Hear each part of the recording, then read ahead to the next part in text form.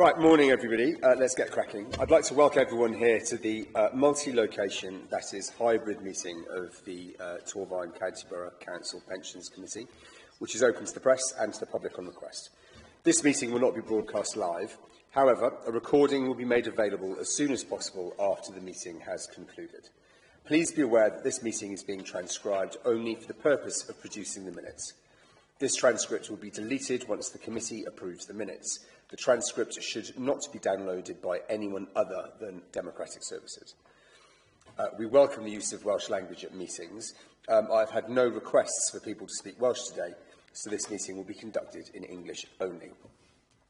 May I remind members that as per statutory guidance made under Section 4 of the Local Government Wales Measure of 2011 and our own formally adopted hybrid meeting policy, any member attending a meeting remotely must be able to be seen and heard by the members and officers who are attending the meeting, as well as by members of the public viewing the meeting.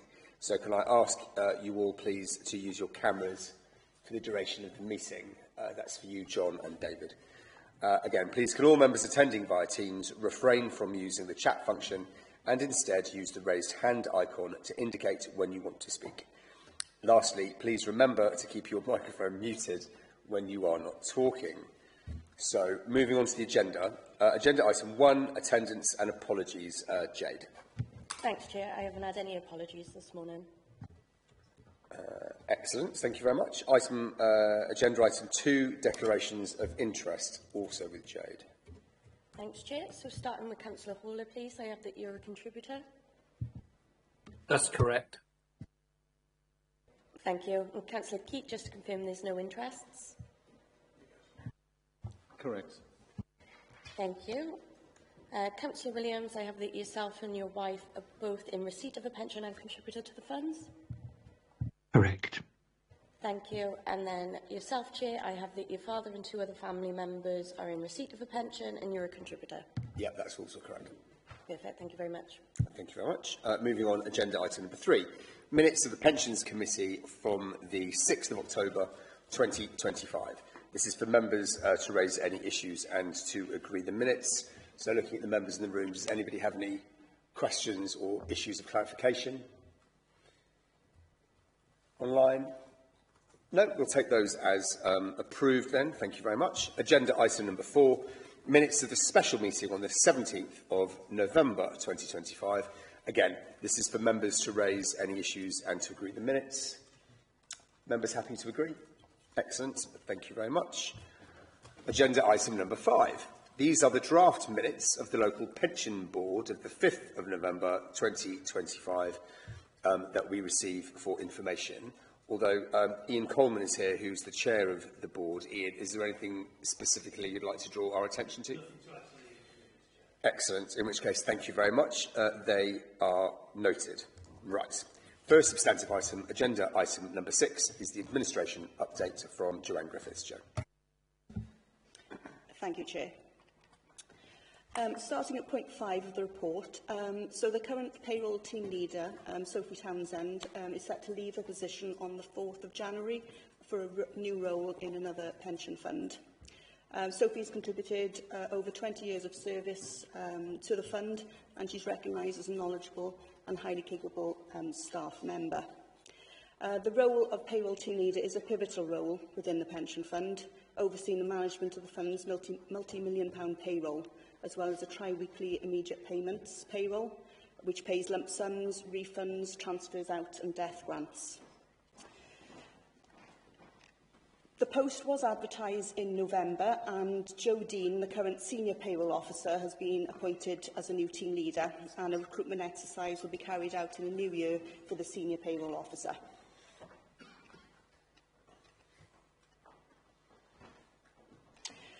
Point 5 of the report looks at the new My Pensions Online system, which was rolled out on the 6th of August. So table 5.2 shows the number of members who have registered on My Pensions Online by the 31st of October 2025.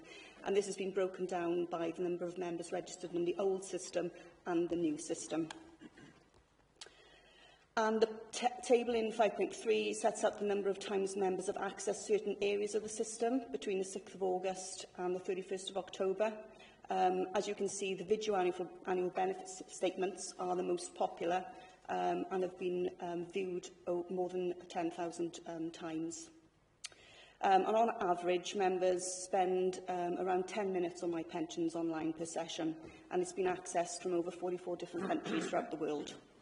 So the new My Pensions online system is going really well, and we've recently sent out newsletters to our pensioners that went to Grapevine, and hopefully off the back of that we'll have more pensioners signed up to My Pensions online going forward. Moving on to cyber security, so Torfaen County Borough Council has appointed a new Chief Information Security Officer, and I have contacted them to arrange a meeting to discuss the fund's requirements regarding cyber security and to ensure that we put measures in place for strengthening the fund's cyber resilience. Pensions Dashboard. So Pensions Dashboard is a government initiative designed to help individuals access information about their pensions online securely and all in one place. The deadline for the LGPS to connect to the dashboard was the 31st of October, and the fund successfully connected its scheme data to the dashboard by that date. As part of the dashboard, members also have to have access to their additional voluntary contributions, AVCs. The fund has three of these, three providers, which are Clerical Medical, Standard Life and Utmost. Clerical Medical and Standard Life will be sending their data directly to the dashboard, with Utmost sending AVC data to the fund, which will upload this as part of its scheme data. So we received confirmation from Standard Life that they connected the fund's AVC records to the dashboard by the 31st of October. Clerical Medical informed us they were unable to connect by the 31st of October, but were connecting by the 30th of November. And I've just reached out to Clerical Medical to confirm that they did actually connect by that date.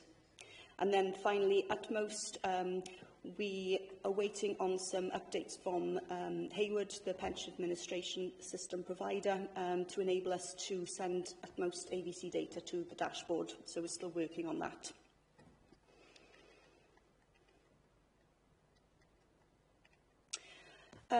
With regards to the dashboard, when a member uses the pension dashboard, the fund will receive certain data from the digital architecture, find requests, and the fund will need to use this data to search through its records to determine if the fund has a pension for them, and this process is called matching.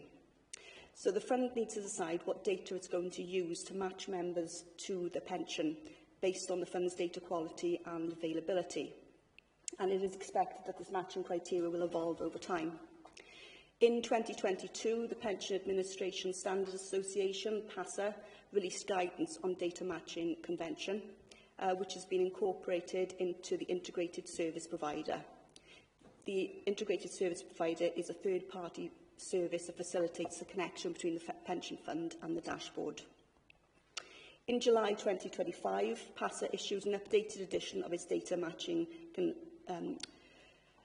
convention, reflecting new developments, for example, verified data. So, to date, the fund has configured its matching criteria based on the 22 data matching convention. However, it's going to review the new data matching convention from 2025 and look to update its ISP following this.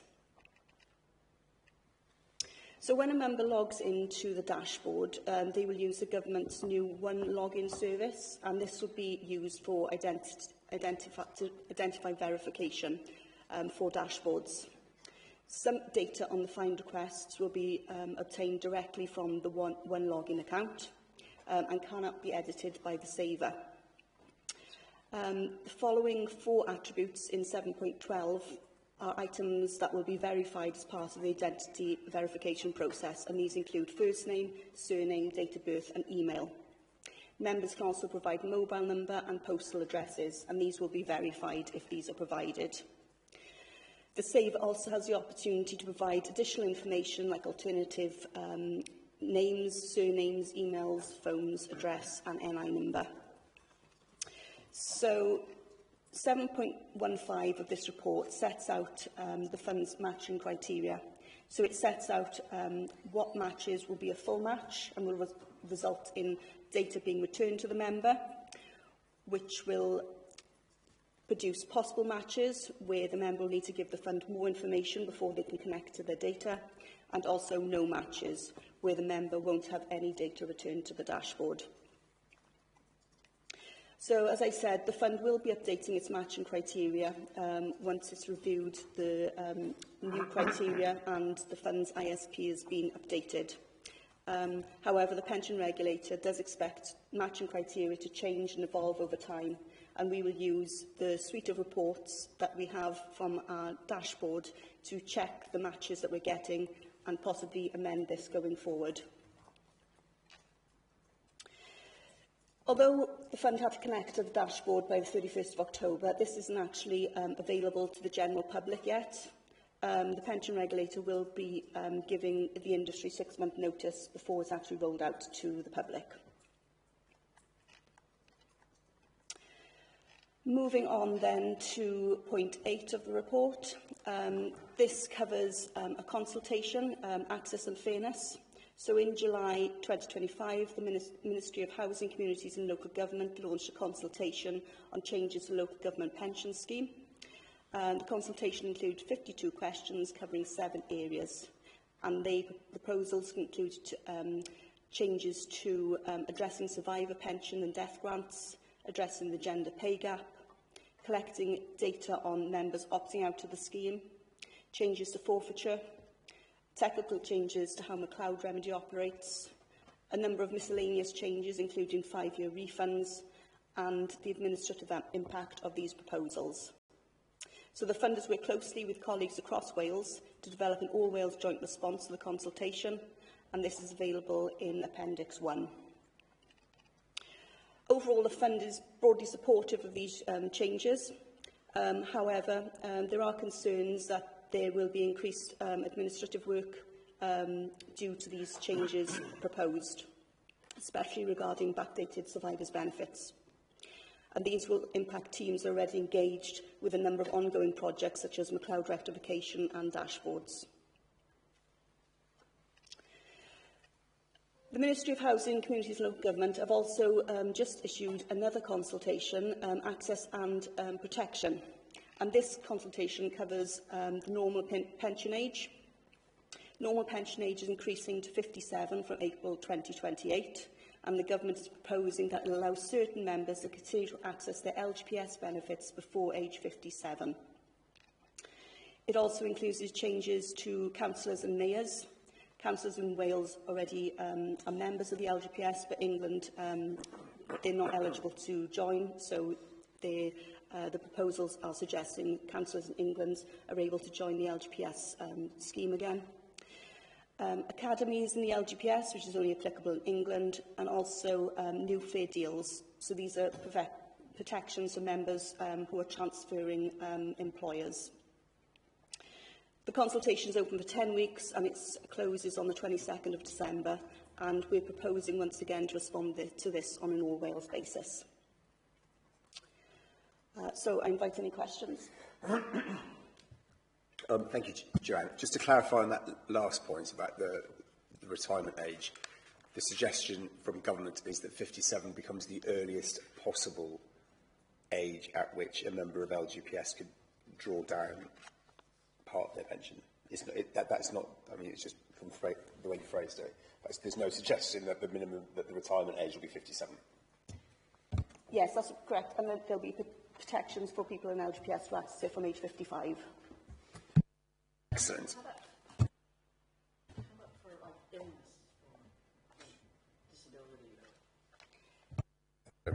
Joanne. Yes, for illness, there is no minimum pension age, so they can access it at any age if they're eligible for that. Okay, thank you both for that. Members, any questions? David online. Thank you, Chair, and thank you for that clarification on the last point there. Just a couple of points, really, if I may. First was, yes, it was a helpful prompt about the pensions newsletter, and I was able to go onto the new pensions site and found it fairly straightforward. So just giving that feedback, Joe. Another one that won't be counted in October because it was a week or two back. Second question was You mentioned the migration of information from Utmost, targeting the end of November, but is there a deadline for that to be done? And my last point was then, in terms of the creation of the pension dashboard, I was still trying to understand, is it the pension fund that will get notification of people trying and failing to get in, or will it be the pension dashboard itself that gets that and then relays that on? Thank you, David. And actually, before Joanne, I've got some questions under. I've got a question about the dashboard specifically, which we'll take now, and I've got one more I'll take later. So this is pointing. What is it? About matching data, 7.14, 7.15. I'm just quite. I'm quite keen to know here how many members of the scheme does government think are going to have lost access to their national insurance numbers? I.e., I guess, is this a problem with us dealing with members who don't know what their national insurance numbers might be?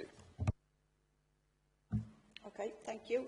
If I start with David's questions, thank you for that feedback on My Pensions Online. I'm glad that you access it and you're finding it useful and user-friendly as well. That's great. The deadline for Utmost, so the connection should have been the 31st of October. We have no specific date of when Utmost data is going to be on the dashboard. However, the deadline for all funds to connect is the 31st of October 2026. So we're working towards that.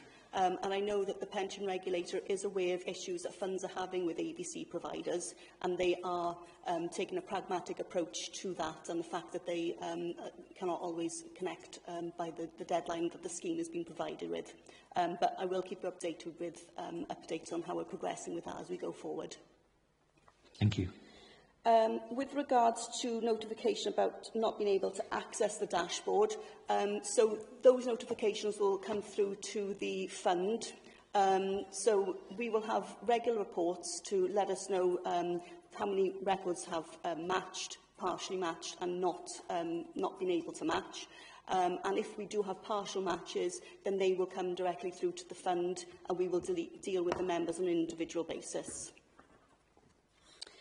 And with your question about the NI numbers, I'm not sure how many people have lost access to their NI number. However, the matching criteria is going to be built in such a way that that won't be necessary for them to have a full match. Right. We'll be able to match on other things like name, surname, address, etc. Okay. Fine, thank you. The other question I had is about paragraph 5, and it's basically, I know we discussed this at the last meeting, but now you've done some of that reconciliation. Are you happy with the progress being made about both the sign-ups to the new platform and the consolidated registrations for everything? Is this on course with where you wanted it to be? Yes, I think looking back at when we brought in a new system about 4 or 5 years ago, we were not up to these numbers within this short amount of time. So I'm really pleased with the numbers that we've got, and hopefully with the Grapevine newsletter going out now to our pensioners, then that will increase the numbers again. And we're also going to target members on a quarterly or monthly basis for members who haven't actually migrated across or registered, and get them encouraged to sign up and use the system. So yeah, I'm really pleased with where we are with that, considering the short amount of time we've gone live with it. Okay, excellent. Anybody else got any questions, comments? In which case, can I draw members' attention, please, to the recommendations at paragraph 11 on page 45. These are that the Pension Committee notes the content of the report. Members happy with that? In which case, thank you very much, Joanne. Next item is agenda item 7. This is the quarterly investment performance update, which I believe that Lewis is going to introduce. Lewis. Thank you, Chair. Good morning, everyone. So today, as the Chair mentioned, I'll take you through the Fund's Q3 or Q3 investment performance report, covering the period from the 1st of July 2025 to the 30th of September 2025. Similar to last quarter in terms of presentation, first I'll take you through the key takeaways of the report before delving into more of the detail within each section.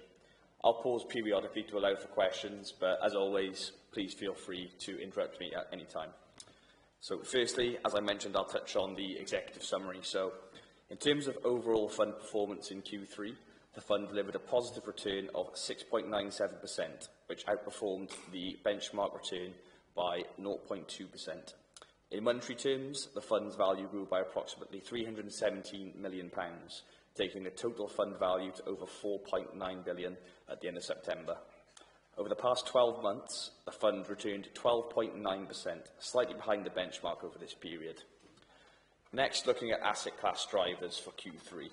So the strong Q3 performance was, as is typically the case, largely driven by equities, but was supported by positive performance across all other asset class exposures. It's still relatively early to provide meaningful performance data for most of the fund's private market investments, although I'll touch more on this later in the report. Next, in terms of asset allocation. So as at the end of September 2025, the fund remained overweight to equities and listed fixed income and underweight to all other top-level asset classes, including real estate, infrastructure, private credit and multi-asset, relative to our strategic targets. This is depicted by the pie charts within section 3.3 of the cover report to provide a visual of where we currently are versus where we'd like to be over the long term. The gap between current and strategic asset allocations for each asset class continues to reduce quarter by quarter as capital is gradually deployed into various private market investments. Currently, about 75.5% of assets are pooled with the Wales Pension Partnership, and this figure is expected to rise significantly over the next few months, with the goal of reaching full pooling by March 2026, in accordance with the target set by the UK Government as part of the initial Fit for Future consultation. Moving next on to private market commitments. The fund is now committed just shy of £1.1 billion, or around 22% of total assets, to private market investments, covering infrastructure, private credit and forestry. Of that amount, approximately £570 million, or 52% of the total commitment, has been deployed thus far. During Q3, the fund reallocated approximately £50 million from equities into private market investments. Next, looking at the Q4 quarter-to-date performance update. As of the 31st of October 2025, the fund's value increased further to just over £5 billion, representing an additional gain of around £146 million since the end of September 2025, something I'm sure the Chair will be pleased with. A more comprehensive Q4 update will be provided at the next Pension Committee in March 2026, although Aoife will soon provide some additional context about the Q4 market backdrop within her macroeconomic report, which is attached within Appendix 1 to this report. And lastly, within the executive summary, touching on long-term performance. From a long-term perspective, the fund continues to generate strong performance, with a 3-year annualised return of 12.3%, a 5-year annualised return of 9.3%, a 10-year annualised return of 9.1%, and an inception-to-date return of 6.6%. Each of these performance metrics remain comfortably ahead of the benchmark, bar the 3-year period, and well above the newly established actuarial discount rate of 6%, which is encouraging for the fund's funding position and therefore its long-term sustainability. I'll just pause there briefly to allow for questions before delving into some of the more granular aspects of the report. Members, any questions for Lewis on what he's set out already? No? Okay, Lewis. Great, thank you very much. I'll skip over the public market summary for this report, given that Aoife will soon provide a more comprehensive update regarding the macro backdrop surrounding Q3 and Q4 to date, but a high-level overview of this is available within section 4.1 of this report. Moving on to looking at the fund's asset class performance, which is section 5 of this report. Starting with equities, so the fund's equity mandates in aggregate delivered a return of 9.1% in the quarter, demonstrating a strong continuation of the rally that was witnessed during Q2. All mandates pleasingly produced positive returns, and this ranged from 16.3% for the Fidelity Emerging Markets Fund to 4.7% for the WPP UK Opportunities Equity Fund. In terms of active management performance, the Invesco Asia ex-UK Equity Fund delivered the strongest alpha, or active outperformance, beating its benchmark by over 4%, whereas the WPP Active Sustainable Equity Fund underperformed by around 2.2%, so quite a mixed bag in that respect, but in aggregate, positive. Over the last 12 months, the fund's equity exposures in aggregate have returned 16.7%, which again is very pleasing. Moving now briefly on to listed fixed income. So the fund's aggregate fixed income exposure, comprised of two different sub-funds, generated just shy of 1.7%, with global government bonds up around 1.3% and global credit up around 2%. Pleasingly, though, both mandates were able to outperform their respective benchmarks. Now looking at multi-asset briefly, the Fidelity Multi-Asset Income Fund, which is the fund's single multi-asset strategy, returned just over 4.4% during Q3, again comfortably ahead of its cash benchmark. And over the past year, it has delivered a return of 7.6%. And just as a reminder, this strategy and other strategies of this nature play an important role in terms of delivering asset class diversification and in maintaining the ability to adapt to shifting market conditions. Next, touching on real estate, the fund's UK property holdings posted a slightly muted return of just shy of 0.9% in the quarter and 4.9% over the past year. Performance of both Q3 and the last 12 months have slightly lagged the benchmark return, which is the MSCI All Balanced Property Index. The fund is currently 6.4% underweight to real estate relative to its target of 8%, but this gap is expected to close dramatically in due course. Touching briefly next on performance attribution, this is on section 5.5 of the report. So, similar to last quarter, equities drove the bulk of the return, driving over 93% of the total gain in Q3, with smaller contributions from the remainder of the fund's asset classes. I'd like to point out that there are two errors in this table within section 5.5. So the fund's cash allocation is actually 0.25%, and certainly not the 12.5% as demonstrated within the table. And also the return from the private markets allocation was 1.14% and not 0.14% as depicted by the table. So apologies for the minor errors there, but just wanted to clear that up to avoid confusion. Moving next on to currency and foreign exchange effects. This is quite a detailed section of the report, but at a high level, approximately 60% of the fund's assets are held in non-sterling currencies, and sterling weakened by around 2% against the US dollar in Q3, demonstrating somewhat of a resurgence of the tailwind that previously boosted returns. To date, the fund has taken a relatively passive approach to foreign exchange risk, adopting the assumption that any foreign exchange gains or losses will even out over the fund's investment horizon. However, the fund will consider taking a more active approach to managing foreign exchange risk in future, and this is something that could be implemented by the WPP Investment Management Company. Again, I'll realise I've spoken for about 5 minutes straight there, so I'll pause again to see if there are any questions, Chair. That's very kind of you. Members, any questions for Lewis? No? Okay. Oh, okay. David, online. Sorry, Chair. I appreciate that it's more difficult with me not being in the chamber this time, but there we go. Really, it's more a general question to Lewis, I guess, is that with the move to obviously the greater pooling of funds in the WPP, does this mean that is our investment strategy broadly in line with other funds within the pool, and is there a sort of a drag effect, perhaps, in terms of our move towards the different proportions within our asset strategy dependent on the appetite of other funds? Good question, David. Off the top of my head, I'm unsure of the kind of exact strategic allocations that the other WPP funds have. This is something I could dig out for you. I'm aware that we're kind of broadly in line with expectations across the pool.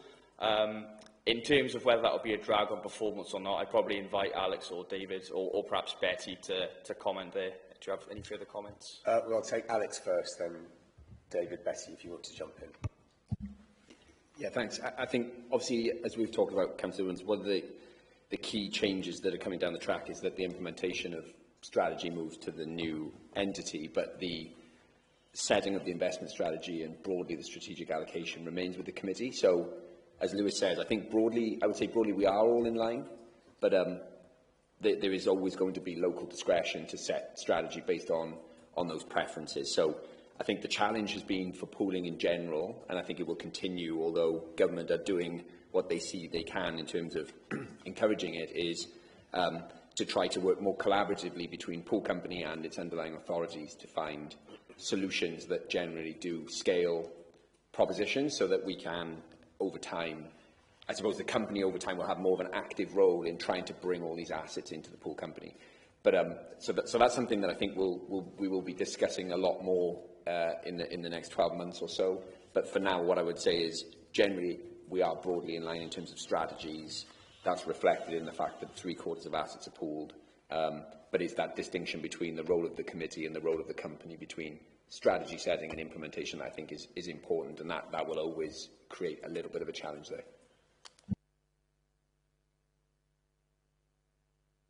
David, does that answer your question? Yeah, it does. There was a second part, but I'm conscious that because I think Lewis had paused at 5.9, which was actually to sort of see, is there any indication in terms of direction of travel for the new WPPIM company to address FX risk, or is that something that we think is likely to stay on the back burner? Alex. So I think in the immediate term, the priority is much more generally on obviously meeting the government's criteria for April. What I would say is that there are authorities within Wales that have FX matching strategies and other sort of derivative-based strategies. So one of the advantages with the pool company having discretion over all of these assets is that it has solutions, albeit for one or two authorities currently, that it could look to broaden for the collective partners. And I think that will be the sort of conversation that will be happening sort of Q2, Q3 next year, as opposed to before April. So it's one where we have to be patient for a bit longer, I think, but it can definitely be an area of focus in the new year once the company's up and running. Okay, thanks, David. I think Betty wanted to say something. Thanks. Councillor Williams, you actually put your finger on one of the main issues, and as Alex has already outlined, the funds, or like Torfaen, will remain in charge of its own asset allocation, and I guess it gets down to how granularly or not this fund is able to determine what, say, an allocation to equities looks like, or this, that, or the other. Because I think it might be said that some of the particular allocations we've had, particularly ones which have been out of the pool, have been somewhat more higher performing. And we've taken a bit more investment risk and just been a bit more convinced of our own convictions. So how that actually works out with the Welsh pool, and every pool, frankly, is still a matter of, frankly, governance that needs to be worked out. And I think it needs, you mentioned collaborative, and I think collaborative is the sort of, has to be the working word. So that the risk appetite, and I noticed the risk appetite document later on, continues to be reflected, and is not just kind of a tick box kind of, almost generic allocation that you get stuffed into, which doesn't reflect the way we've run this. But obviously, there's a lot of things to work out, but I would just flag that these are governance issues which, every fund is going to have to work out with their pool. In terms of also separately, the FX management, there are sort of more dynamic strategies which a small number of other pension funds have implemented. It does not necessarily mean hedge everything to sterling, because there are lots of times when sterling is weak and you don't actually want to be hedged to the weak currency. But the risk is that if sterling rises, then you get a headwind when you translate things back into sterling. That's the issue. So anyway, I just wanted to flag the governance issue. Thanks, Betty. I think David wanted to contribute as well. Yeah, just a broader point, maybe a good opportunity just to raise this on the government point. I mean, the bottom line is this new investment management company needs to deliver to this fund as a client, and it needs to deliver to this fund as a shareholder. So actually, the governance arrangements around the investment management implementation will be hugely strengthened by that. In terms of the ability of this fund to actually have influence over what's actually happening within those charged with implementing the investment. So I think it's important to stress that. It's not specific to FX, it's just generally across the board. Thanks. Okay, thank you both. As Stuart has said, he'll wait and ask his question once you've finished. Lewis, back to you for paragraph 6. Thank you. So next I was going to touch on the private market section of the report. So the fund's private market investments now span 17 different mandates across infrastructure, private credit and forestry.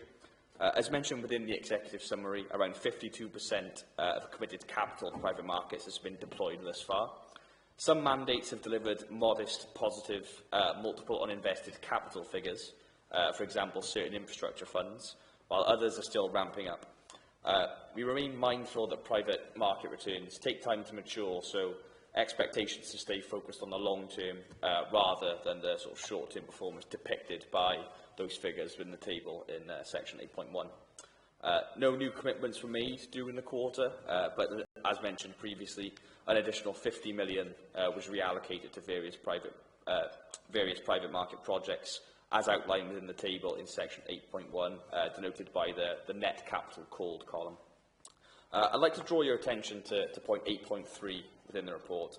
That is, whilst the fund does remain underweight to real assets and private credit relative to its strategic asset allocation, I think it is worth noting the progress that has been made to bridge this gap.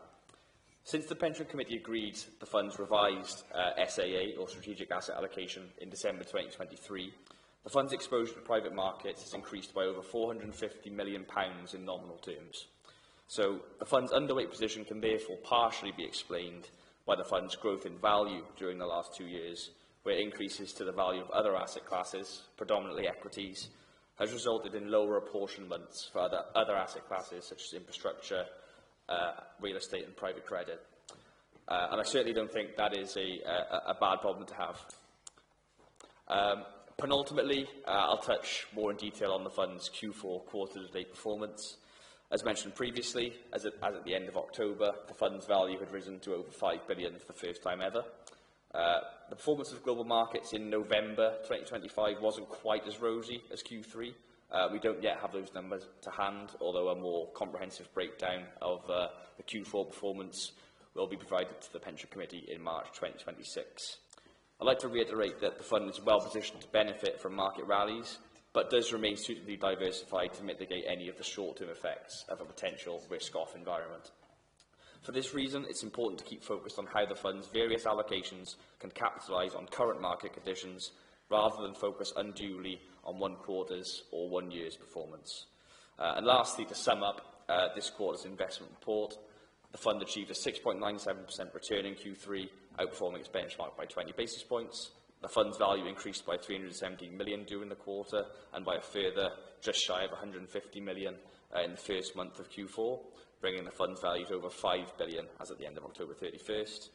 Long-term returns remain ahead of benchmark and comfortably above the actuarial discount rate, and rebalancing towards strategic allocations continues to occur on a gradual yet meaningful basis.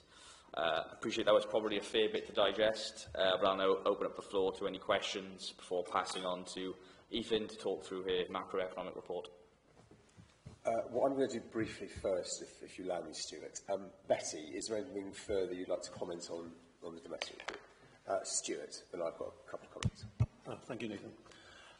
You mentioned in the report that we're heavily dependent on equities. I think you threw a figure in about 93%. The question I would ask is, as we're so heavily dependent on equities, what are we doing to protect the members' pensions if we do see a dramatic fall within the stock market?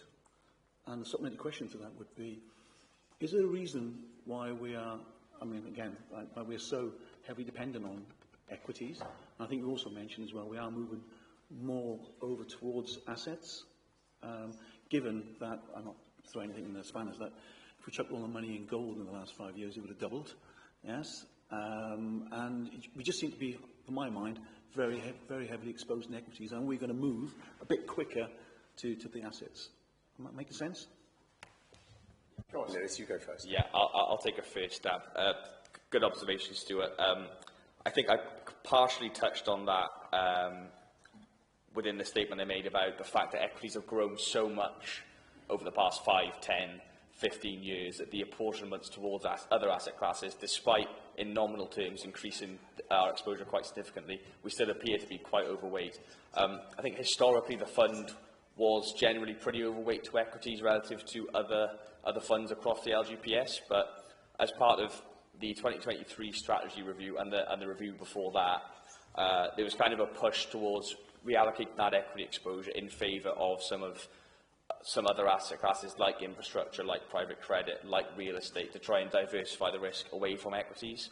I think part of the issue there is that the reallocation towards those asset classes often happens over a kind of phased approach, whereby in practice sort of smaller amounts of capital are allocated over sort of various quarters rather than all in one go, which has meant that it unfortunately has taken a fair amount of time to realise those allocations. But over time, we do expect, hopefully over the next sort of 1 to 3 years, that our strategic targets will be met, and therefore we will be more diversified and therefore less prone to sudden shifts in equity markets. I don't know if anyone else would like to add. Yeah, I'd just like to point in for clarification. I think our actual current allocation to equities is 72%. So if you look at the table on page 62, I think what Lewis is referring to was that 93% growth in that quarter was driven by equities, and then he is right there. It's just the monstrous growth of equities over the last period is motoring that forward. I think we have made a lot of effort over the last 3 years to actually shift the strategic allocations. You'll see the strategic allocation is 57%.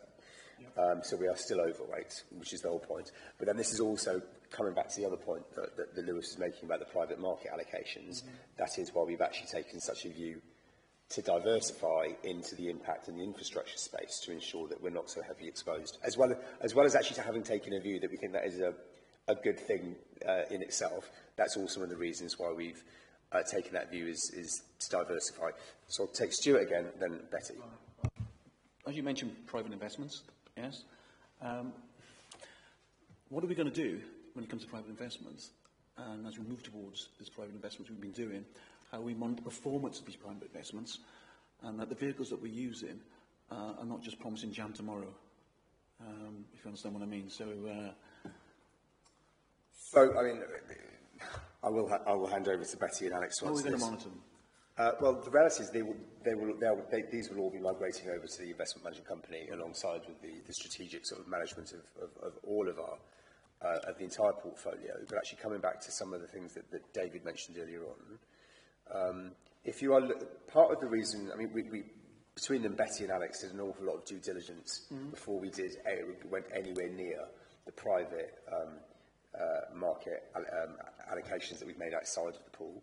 But I think we'd also agree that actually the returns we have received from those have tended to be greater than potentially some of the vehicles that have been taken, decisions have been taken by the pool. Once we knew that this was the way the world was changing, I think the three of us have been even happier that we took those decisions, because we are actually ensuring that there are better performing investment opportunities that we have invested in as a fund outside of the pool that are now being taken into the pool. I think we want to ensure that it's that very high level, high calibre due diligence is taken forward. But Betty, as you were at the leading edge of the private market revolution here in Gwent 5 years ago, if you'd like to answer Stuart's questions with a bit more professional detail. That was pretty good, Nathan. Well, first of all, it just strikes me looking around the table. I think Ethan and I have been sitting around this table for longer than anyone else here. Right? And collectively, you don't look a day over 48. No, but the whole point of the whole issue about equities always being 70-something% is, as long as I've been around here, has always been, the issue. But again, this is an elegant problem to have. It just means equities keep performing so well. It was always like the monkey, sort of climbs up 2 rungs and falls back down. So you diversify a bit, but equities do so well, it's back up to 70%. It's kind of become a joke. But it's because of the strength of equity performance. And then some of the allocations we have had, whether it's been to passive things or like the Asia thing, have been just very strong performers. So and possibly stronger than some of the more active management in the pool. So we've not only been exposed to equities, but then also the choices we've made have just performed really well. So it keeps the whole thing keeps expanding faster than our allocations to private markets. So, I mean, it's great because it means your pension fund gets to be $5 billion and your funding ratio gets pretty high and all that kind of stuff. But we're very mindful to have good diversification and not have all eggs in one basket, absolutely. And I'm very focused on, you know, the risk of exposure to Mag 7 and things like that. So there will be further diversification. And as these private markets, first of all, get fully invested, so it takes a lot. It's very easy to put a lot of money to work quickly, but it's harder to do it wisely.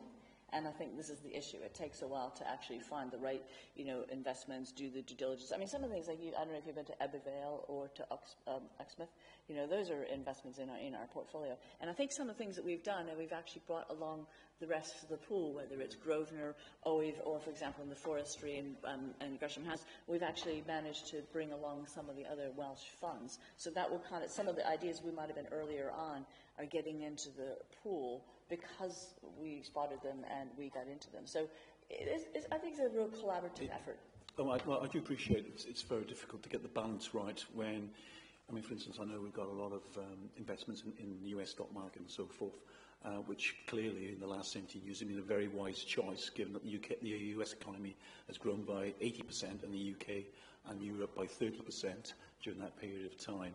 So clearly we've got that right, and trying to get the balance between investing locally and investing smartly, yes, is a bit of a juggle, should we say, to maximising your return. So thank you. I would also say, just for maybe for noting as well, Torvine has been an outlier in always maintaining a fairly high allocation to UK equities, which have performed, you know, quite well. I mean, maybe not always beaten their benchmark, but they have. The intention was to diversify away from the risk you've just identified.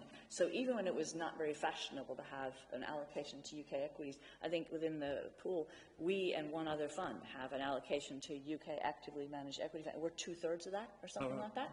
So we have taken decisions to get diversification even within the equity class, even when it's not been the fashion. Thank you. Yeah, I mean, just to finish off on that, I think taking the sort of the 5 years now, no, hang on, how long have I been here? 3.5 years since I took over, but taking the 5-year view since, I think, looking at the first, some of the first private market infrastructure allocations that we made, that Betty and Alex doing the due diligence on, but then also that point that Betty's made about us being overexposed compared to the rest of Wales to the UK private equity market. We have actually... Listed equity market. Thank you for the very important clarification. What's actually quite, I've taken a lot of encouragement from over the last 9 months as the government has come in and has taken a different view, and other political parties have followed suit by at least having a bit more of a debate about LGPS and actually its role as a very important player in the UK financial systems and the economy more widely, is that where we've got to in terms of public debate in 2025 is quite frankly an evolution of what this committee's been doing and what the fund's been investing in over the past 5 years. So whether there are people still, well, it's only you two left, whether Betty and Ethan are actually sort of telepathic and they can see the future and they would determine what was happening in five years hence. But if that's the case, we can put some bets on for 10 years' time. But I think, being serious again for a second, I mean, just coming back to 8.3, we've now gone over 5 billion. I've just asked Alex to check. At this point, 3 years ago, so at the end of 2022, the fund was worth 3.6. So the decisions we have made have had an effect. I'm not saying now it's every... Precisely, yeah. So I'm not, and when was that? That was like 2016, 17, yeah? I'm not saying that it is purely because of the wit and the wisdom of people around this table making decisions, but the fact that we have been an outlier and have taken decisions that are different to the rest of the pack, I think have made a significant contribution to where we are today. And actually, for that, this is randomly in the middle of an item. Can you just note sort of the committee's pleasure? That's probably not a thing for noting, but actually we're noting the fact that the fund has now gone over 5 billion and what an achievement that is. My infallibility is not up for discussion this morning, but I'm sure we can take that one up offline. So, any further questions? David Williams, online.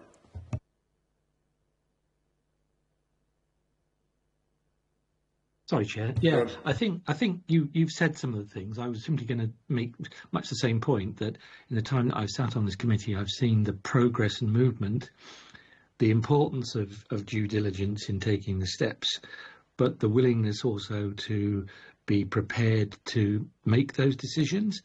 And I think that's a positive thing that is reflected in the quarter by quarter returns to get us to the point that we are. But yeah, I echo the Chair's point. I think discussion and challenge is an important part of this process, whilst making sure we always are mindful of the key fiduciary duty that we have to pensioners. And I echo David's last comment as well. On that then, I think anything further from you, Lewis, or can we hand over to Ethan? Ethan, over to you. Yes, I think we will actually take up some of those themes now as we discuss some of the macro backdrop, because it is key. This is like a somewhat negative title, a year of slips and slides, regulatory sludge and AI slop. But then what I really forgot to add is "and yet," because the key aspect of this year has really been the just resounding resilience of markets, not only in the US primarily, which has clearly been an outlier in terms of the AI development as well as market development, but also around the world. They have not buckled in the face of some perhaps cyclical recession cyclically being due, as well as dramatic uncertainty in terms of trade. And I suppose a consumer that has coming off the back of a very steep increase in inflation. So the fact that the global economy has been so resoundingly resilient is not only something to reflect pleasure at this stage that the markets have reflected that, but equally to ask whether the portfolio continues to be resilient for what could be a change in that.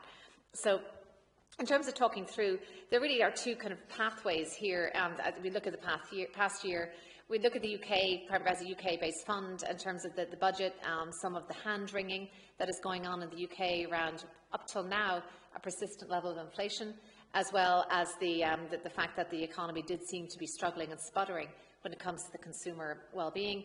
And then when we look at the US, there has been, again, tremendous flooding of the zone in terms of news and unpredictable trade policy, as well as somewhat unconventional economic policy, but nonetheless there has been a very strong and, I'd say, resilient performance on the part of the equity markets there, particularly around tech. That has led to its own unprecedented characteristics, a very concentrated equity market, a very notable interconnectivity between many of these names, and this web of interdependence that could well be undermined, and that in itself is causing some concern. And then we also have the adjacent areas to this, the picks and shovels, the infrastructure that is also developing well. And then we'll throw into that the mix the geopolitical backdrop, but yet we still have a stronger dollar. We have strong gold, perhaps reflecting some of the uncertainty around fiscal states. And we have Bitcoin out there kind of as a wild card, which does seem to be indicating some, at least now, risk, how risk is performing. So in terms of key things we've seen in the last, since the last quarterly update, we know now that the UK is somewhat of an outlier with higher inflation. It was at 3.6% at the time of writing. It looks closer to 3.5% now. That, while it's still high, is notable because it does suggest that the Bank of England will be, its next rate cut will be down on next Thursday, and that will then be repeating what we just saw in the US. So we do have this concerted effort by central banks to get ahead, perhaps, of a slowing down of the economy, and it's got to the point where in Europe now there is even a sense that there may be some economic strength that they need to lean against by having a rise, or at least ending its rate cuts. So that is that's quite notable there. And then in terms of the AI situation, we have clearly in the past year benefited tremendously from being exposed to the equity markets that have been exposed to AI and the tech boom. This has its own set of somewhat concentrated and volatile performers.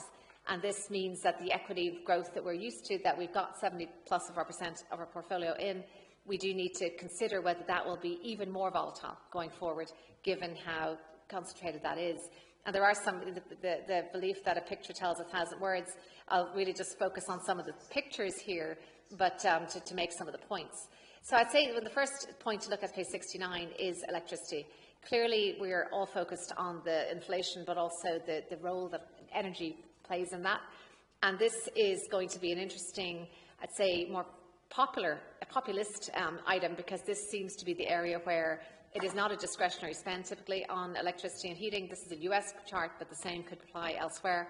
But equally, it is likely to perhaps act as a strain and resource constraint against the ability of data centres to build rampantly, which could be, in effect, act as a brake on the development of AI. So it's important to look at energy and energy pricing in 26. I think that is going to be a key measure, not only of the consumer's ability to afford their basic needs, but also of the pushback and a social pushback around AI build-out. When we look overall at inflation, inflation has generally been coming down, but the interesting point is it's quite dependent, your view on inflation, as to your view on politics and whether you have faith in your governing powers that be. And in a sense, there isn't a great deal of faith among certain, say, the Democrats in the US would tend to be believing in a higher rate of inflation, and they would be less optimistic on the market outlook. If they vote the other way, they would be more optimistic on the market outlook and more sanguine around inflation. So it very much is in the eye of the beholder as we look, and it certainly would not be vanquished at this point. When it comes to interest rates, we know they're coming down. This is having an interesting effect on bonds, certainly, as well as on economic activity. We see now that clearly there's a huge dependence on rates coming down, and a lot riding on that and expecting that. That would be a negative surprise if that were to be elsewhere. When it comes to rates, the long end, what we are seeing some somewhat strange behaviour in bonds, in that we're seeing that bonds not only are spreads very tight, indicating that there is quite a confidence among credit investors in the ability that these public listed bonds will be paid back. On the other hand, the actual level of yields are somewhat high, especially at the long end of government yields. So we have tight spreads to somewhat high yields.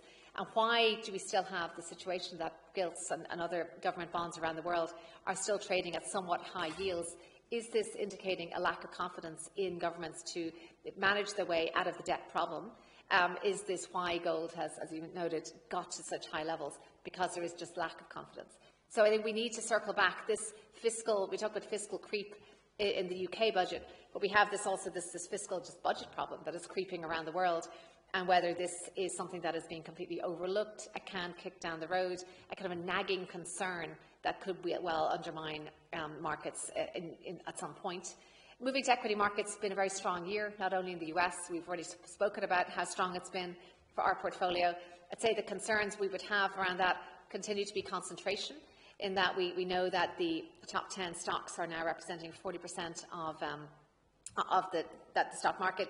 That's a concern. One of the charts that I've shown occasionally when I do live podcasts on page 72, this graphic of the global stock market and how much is now dominated by the US, that gets a lot of attention, because not only do we have the US as very much the lion's share of global stock markets, but within the US, individual stocks such as Nvidia, such as Alphabet, are so large in terms of market cap that they are dwarfing individual stock markets. So when we think about a single stock having a market cap of higher than the market cap of the UK plus, say, Singapore, this would then suggest that if you're not diversifying else other than by market cap, you will have a lot of concentration in certain parts of your portfolio.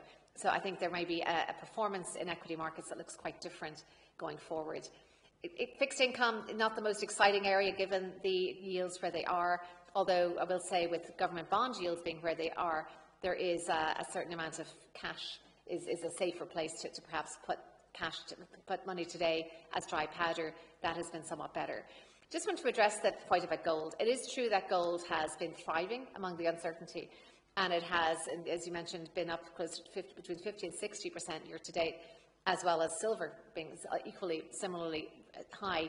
For a while, it looked like Bitcoin was also doing the same, and that's had its reductions recently.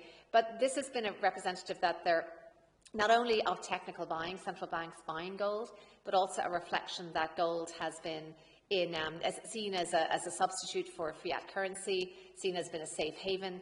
The interesting thing about gold is that it's not behaving like a hedge right now. It's behaving exactly the same way as risk assets are behaving. And this is precisely why it would only ever be a small amount of an allocation like a pension fund. It would be seen as a diversifier, maybe maximum 5% in any kind of institutional allocation. It has tended to have, over time, volatility that looks like equity markets. But in practice, some of that volatility has been quite stark, in that there have been dramatic falls in gold, say 10%. It would not be unusual to have a fall like that. And there's not a great deal of, there's no intrinsic income attached to gold. And it tends to be seen as more maybe a risk-off asset, a safe haven asset, and not so much a risk asset. So that would be the reason why it would never be a majority allocation in an institutional portfolio. But it could be a allocation in a portfolio. But what we would see something like this is that we have had exposure. Direct gold would be seen as too concentrated, perhaps, to hold. We would have some exposure through our multi-asset managers who would see it as an opportunistic investment. So there is some exposure to gold. And then, but overall, the way gold has behaved, we have picked that up through our equity market exposure. There happens to have been quite a high correlation there. So it's, I just wanted to address why we don't hold it directly. Equally, holding a commodity directly like that does demand a kind of a specialist market and trading knowledge. And that has been something we would typically outsource to either a pool or a manager. And as we've done it through a manager in the past, the multi-asset. So that's as we look to the end of the year, clearly we will be looking at these perhaps weak spots in markets, whether it's around fiscal budget or the concern whether the strain on inflation will take a toll on consumers, and whether we've seen a few isolated bankruptcies in private credit. We'll be looking to see whether that is indicative of a more prevailing pain at the corporate level. So those are really the main factors. And then when it comes to equity markets themselves, zeroing in on this AI bubble question and ensuring that our managers, even though we don't pick them, we would hope that Russell, that picks them, is ensuring that they are more broadly diversified beyond tech, that there is not just a market cap orientation there. We want there to be depth in markets, breadth, and that's where we have focused our analysis. So I will end that there, but happy to take any questions. That was very comprehensive. Thank you very much, Ethan. Any questions or comments from anyone around the table? I'm tempted, but I'm not going to. All right, then fine. Any officers got anything further to contribute? Betty. Yes, I would say with respect to gold, it's definitely an asset class that's probably best done tactically, not as a long-term holding. It better done by multi-asset managers, especially the ones which have inflation targeting as one of their goals. All right, thank you very much. In which case then, what page was I on? Can I ask can I refer members back to page 65, I think it was? It was. Right, so the recommendations at paragraph 11 and 11.1. So it's recommended that members note the investment performance that has taken place during quarter 3 of 2025. Members happy to do that? And I guess if we are going to note our pleasure, or however you want to phrase it, about going over 5 billion, that's where we did that as well. So presumably everyone's happy, so cheer on the 5 billion. Amazing. Thank you very much. Right. Thank you very much, everyone. Alex has some work to do now. So agenda item number 8. What page is it on? Page 103 is the, what was it? It's the WP update. So over to Alex, who's given this report. Thank you very much. This is a relatively light update this quarter, and that's largely due to the fact that there was a joint committee meeting that happened just last week, so we didn't have time to reflect that discussion and the minutes of that item in this agenda. And as you'll recall, slightly out of sync, we had an October pension committee meeting where we covered the substance of the joint committee's update from September. And so for the purpose of today, there is no kind of appendices or any real update on the joint committee, unless the chair had anything he wanted to share. But what I would just cover is a couple of high-level points with two kind of notable updates, if you like. So page 104, we've covered this really under the previous item, but it's a snapshot of the Greater Gwent Pension Fund's exposure to the various sub-funds that are managed through the Wales Pension Partnership. So we talk about the 75.5% now pooled, 3.84 billion. That is the exposure as of 31st of October. So a reasonable snapshot in time there. I think probably where I would just spend my time, in just a couple of minutes, is an update on the development of the Wales Investment Management Company, still being referred to under Project Snowdon, which is the kind of the internal project group that has been established to deliver on this objective.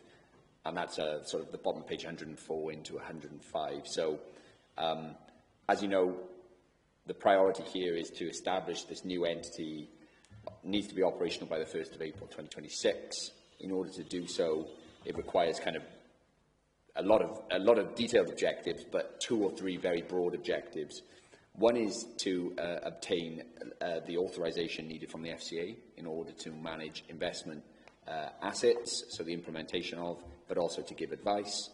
The company also requires internal governance approvals as part of a go-live approval, and what that really means, and is covered as part of this update under 5.3, is the evolution of some existing governance documents, which effectively underpin how the partnership works to date, but it also includes the inclusion of 2 new documents, one being a shareholder agreement and the other being a client service agreement, and I'm happy to talk about the substance of that in a second. So you've got the FCA focus, the internal governance focus, and then I guess the bit that sort of sits between the two is hiring and the company building out a resource in order to deliver on these services. The one kind of goes hand in hand in that without the right people, the FCA won't necessarily give you that authorisation from April. And so, for those who are aware, that the company has started to advertise and sort of working through a recruitment exercise for the very senior roles, the SMF functions, senior management functions. There are a number of sort of preferred candidates for some of those kind of company board roles. I think the Chief Investment Officer is an exercise that's going through shortlisting with interviews potentially this week, I think. So there's quite a bit of work that's happening there. That will, the success of that will rely, or will sort of ensure that the company can move to the next phase of the project. So top of page 105, I've summarised some key points. Some of this has been building since the early midsummer, and hopefully everybody's familiar. Company was incorporated, established a transitionary board of directors. Andrew Lovegrove is one of those board directors, and there are 3 others represented by Cardiff, Carmarthenshire and RCT. Thank you. Went temporarily blank. Rob was appointed in September as currently the only full-time employee of the company. I've mentioned the recruitment process that's underway. There is a regulatory business plan that was submitted on the 4th of November, so that was broadly in line with our kind of revised target, if you like, and the FCA are regularly in touch now, and there's feedback and questions being asked on that. I mentioned in the October meeting that to support Rob, a number of officers from the LGPS have been seconded to assist the company. Both David and I are operating in that capacity currently across investment and operations. So, and obviously the company has access to some of its own advisors and some of the shared advisors, such as Burgess Salmon, who are providing legal advice where it's appropriate on behalf of both parties. I talked a little bit about the governance. So the FCA piece is in hand and is being very much dealt with by Rob with his advisors. The governance is an area that is obviously affects everybody, and it's crucial as part of the go live. Rob is also heavily involved in that, as you might expect, but the reality is some of the, or a lot of the substance of a shareholder agreement is that, you know, that's a document for its shareholders, and therefore the age authorities with its own advisors are working through, and you'll hopefully recall, for members that were able to attend, there were some engagement meetings that took place over the last couple of weeks with Rob involved. The feedback of those engagement meetings is being considered, and there are term sheets being produced for circulation this week to all authorities, which set out what is intended to be included within a shareholder agreement, which obviously by its nature focuses on matters as it relates to the authorities as shareholders, but then also a client service agreement which affects the services that will be delivered to the 8 authorities as the partner funds. So again, that document is linked to what the government are setting out in its mandate, i.e. the authorities take their principal advice from the company, the implementation of its investment strategy is also delivered by the company. So those documents are in the process of being shared with each authority for feedback effectively, and the long-form documents to then be produced in early January, and we will go through a second phase of engagement with all of the authorities, and a discussion will happen before a formal committee has been convened on the 9th of February to ask all committees to formally approve those documents. So I don't know if it's worth pausing there before I just update on the second aspect of this item. Thank you, Alex. So I guess the key takeaway there is for us as members is to make sure if people can pencil in underline the fact you need to be here for yet another special meeting of the Pensions Committee on the 9th of February, because that now is the next major staging post for us as a committee to take decisions, as Alex has just outlined, and they're there on page 105. We will be asked to agree the variation of the inter-authority agreement, to agree the shareholder agreement, and then also to agree the client services agreement. I think, as David McFadden pointed out in the previous item, this is very significant and actually should also sharpen the ability of the fund to actually tell the investment management company what to do, in effect. Because the reality is we don't necessarily have that relationship currently with the WPP as constituted. It is a rather grand, stately joint committee of the 8 authorities. It does things in a certain way, but we don't necessarily have the ability to haul ourselves collectively over the coals as something happens we're not happy with, because essentially we are the people doing it. So I think definitely, as we're coming down towards like the last 5 months of the current, or 4 months must be, of the current situation, I think this is a very important staging post. So on with the proviso that we agree those 3 documents on the 9th of February, we will then be taking them forward to a meeting of the JGC to agree, so we can set the new company up. So that's the main takeaway. But any further questions on that process? I'm aware that I've spent too much time thinking about this and none of it is new to me. But for the other members who are mercifully let off the hook when it comes to the intricacies of the development of the company, do you have any questions? No? Great. Okay. Betty has a point.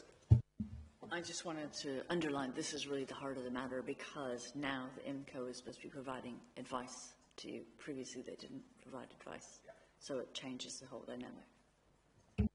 Absolutely. Anyone got anything further to add on that point? In which case, Alex, back to you for paragraph number 6. Thank you. So, referring to page 106, or the bottom of page 105 into 106 rather, this is more of an operational matter, just to kind of bring you up to speed. You'll recall that there's a significant allocation in the portfolio to a global passive equity mandate maintained or managed by BlackRock. This is effectively a pre-pooling initiative, so the 8 Welsh authorities came together before pooling became a kind of formal concept, and jointly procured BlackRock to run this passive solution, so a very low base fee, and what I would say has been a successful product over a number of years. In the way that we've collaborated with BlackRock, this portfolio has evolved quite a bit, I would say, from its kind of initial construct. We originally had kind of regional allocations to a UK and a US, I think, passive allocation. That's sort of when I started in 2019. We moved to a global offering, which then had more of a low-carbon focus, and there have been 2 or 3 iterations of that, really, where BlackRock effectively rebased the benchmark on a sort of annual or every couple of years as a minimum. So where we've got to, I think BlackRock have been engaging with WPP for some time, in line with some broader policy objectives and commitments, not least the All Wales Climate Report. We fed back to BlackRock on some specific preferences, and so the new World ESG Insights Equity Fund, which is the new title, is effectively that further evolution. And I'm just bringing this to your attention today to note that transition, which was quite significant, both at the fund level and at the WPP level, has taken place throughout November into December. and overseen by Hymans Robertson, who've been the governance advisor to the pool since inception. And we're satisfied. Actually, there's a meeting in the diary tomorrow to talk about that post-transition report. But save for a few minor queries that our investment colleagues are working through, we're satisfied that that transition has happened as we would have expected. And so this is just further evidence of how we're operating kind of at scale. Based on all the conversation we've had today, the relationship that we currently have as 8 individual authorities with BlackRock will evolve into more of a relationship directly with the new investment management company. They will have discretion to engage here, but this is a good example of where I think the pension committee's appetite around its investment objectives and its responsible investment objectives are flowing through in terms of practical implementation. So I just wanted to bring that to attention. No action to be taken as such, and the report is for noting, but I'm happy to take any questions on the second part, if there are any. Just to pick up on something Alex just said there, and the use of the word discretion, I think one of the things that I and other chairs have been encouraged by is Rob Lamb's appetite to continue discussion with the chairs and with the committees for most of these decision-making processes. And I think we're quite encouraged by the extent to which the new company will bring evolution of the best practices of the WPP. So we do not envisage there being any sort of flying saucer moments with the new company taking off from Cardiff Airport into outer space and not talking to us next year. We can all jump on if they do, because that will mean Cardiff Airport's actually open for business. Right, on that note, before I get told off. Members, I'd like to draw your attention. Betty's got a hand up. I just want to make one point, which is probably obvious. Can you confirm that there was very little transition costs? A lot of this was done in BC, from the World Low Carbon to the new ESG vehicle.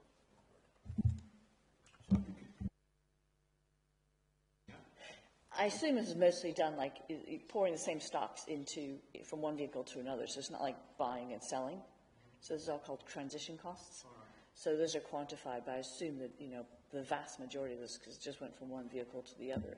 So, but it's not stated here. It'd be good to maybe confirm that. So the answer is yes. BlackRock managed the transition with oversight from Hymans. As I said, there's a report on the output of that for a conversation initially with officers tomorrow. That will then go through joint committee, most likely, and so it might be March before we discuss some of the detail. But yes, I can show you that is the case. And we had, throughout the process, daily updates from BlackRock around liquidity and dealing activity, etc. So there's no concerns that, looking at my colleagues, in case there's anything that they need to flag, nothing has been missed or any issues that we're aware of, subject to the conversation we're having tomorrow. I presume it's very small. Yes, sorry, yeah. To answer your question directly, yeah. So I'd missed online David has his hand up. Thank you, Chair. It was just mostly an observation to say, it's good to see this. And I think, Chair, you really answered my point, which was actually whether the appetite of the new body will kind of mirror and reflect the position of funds such as ourselves. And I felt reassured by your comments. Excellent. Thank you very much. In which case then, where was I? Members, can I draw your attention, please, to page 106. The recommendation is at 7.1, and the recommendation is that we note the content of this report. Happy? Everyone's happy. Good. Lovely. Right. Agenda item number 9 on the following page, on page 107, is the Fit for Future Technical Consultation Overview, and this is also for Alex to talk us through briefly, I hope. It can be relatively brief, but equally happy to take questions. We intentionally ordered these items so that we had more of a WPP discussion. I think everybody is hopefully reminded and refreshed in terms of where we've got to and the direction of travel, which is almost entirely at the mandate of the government. As you'll recall, this Fit for Future evolution, if you like, started with a consultation back in November 2024, so just over a year ago now. That was quite aspirational, but also clear in terms of where the government intended to mandate these changes through secondary legislation. I've highlighted on page 107 the three broad objectives of the consultation is to reform the way that the asset pools currently operate and in some cases professionalise them. So in Wales's case, we outsource all of that activity, but we know that we're now in the process of building our own standalone entity that's regulated by the FCA. So there's that piece which is pretty onerous and is taking a lot of effort. Beyond that, the government wants to see more more local investment from LGPS. In reality, we've had a conversation today about how domestically we've invested in the UK for a long time. So I think for this authority, it's really more of the same from a strategic objective perspective. But that's not the case for the whole of the scheme. So there's work to be done there. But that is one of the principal aims of this consultation. And the third, which is also equally important and is hopefully not lost in the discussion, is around strengthening and improving the governance. And that does affect the way in which the pool companies are governed, but it's also focusing on what we're doing as an administering authority. So maybe we'll touch on that in a second. Just to bring you up to speed, and the purpose of this item is to then refer to the fact that in November the government have issued effectively a follow-on consultation on Fit for the Future, so entirely involved around those 3 points I've just made, but now it's on a technical basis. They are effectively asking us the question, do the two draft statutory instruments, draft legislation effectively, make clear what our intentions were in the November 24 consultation? So the consultation is 29 questions. I'm referring to paragraph 3.4. They focus on the two new draft sets of regulations, which we'll cover in a second, with a deadline for submission of the 2nd of January. So we don't have an awful lot of time to turn this around, but maybe if I just pause on the process a second before I get into some of the detail. The intention here, given the amount of work that's happening now with the new company, albeit there is only one full-time employee, there are a number of advisors around the table. We also have the collective shareholder forum or the officer forum, the JGC as the elected member forum, and we also have the likes of Hymans Robertson and Burgess Salmon as our external advisors. So between all parties, we are compiling a written response that will effectively be on an all Wales basis to the first, I think it's 23 of the questions in the consultation. The reason for this is that we've responded to earlier versions of the consultation on a collective basis, although there were some nuance in terms of individual authority approach. We also then prepared a consolidated business case to the government, which set out the intention for how Wales would meet these requirements. And so the natural next step is to respond to the government on views as to whether this technical consultation does in our view, does deliver on the intended objectives. I should not to lose sight of the governance. There is a second part of this, which is also covered by a draft statutory instrument, which covers the governance matters that affect, I would say, more so the administering authority than the pool arrangements, and we can touch on those in a second. Just to supplement the consultation on the technical consultation on the legislation, the government have also, for the first time, issued detailed guidance on pooling arrangements. We've talked a lot, for members that have been on this committee for a number of years, pooling was a concept introduced in 2016 or 17. We've never had any substantive guidance from the government as to how these pools should operate. In terms of some of the reporting and disclosure requirements, it's always been a bit piecemeal. So this is a really important step forward, and it's also really important that we are very active in our response on the consultation for governance, on consultation for guidance, rather. And I should say, pleasingly, we do have a little bit longer to respond to that. I think it's the 12th or the 12th of January is the deadline for response on the guidance. So in terms of process, collectively, we're looking to address the first 23 questions via an all Wales basis and are likely to respond on that basis subject to feedback. The second half, the 6 or 7 questions that remain, are likely to be more led by the fund or the administering authority, given that it has more of an implication on us. And what members will receive at a later point this week is a draft of the whole consultation response for your consideration, noting that we don't have an awful lot of time before we need to respond on the 2nd of January.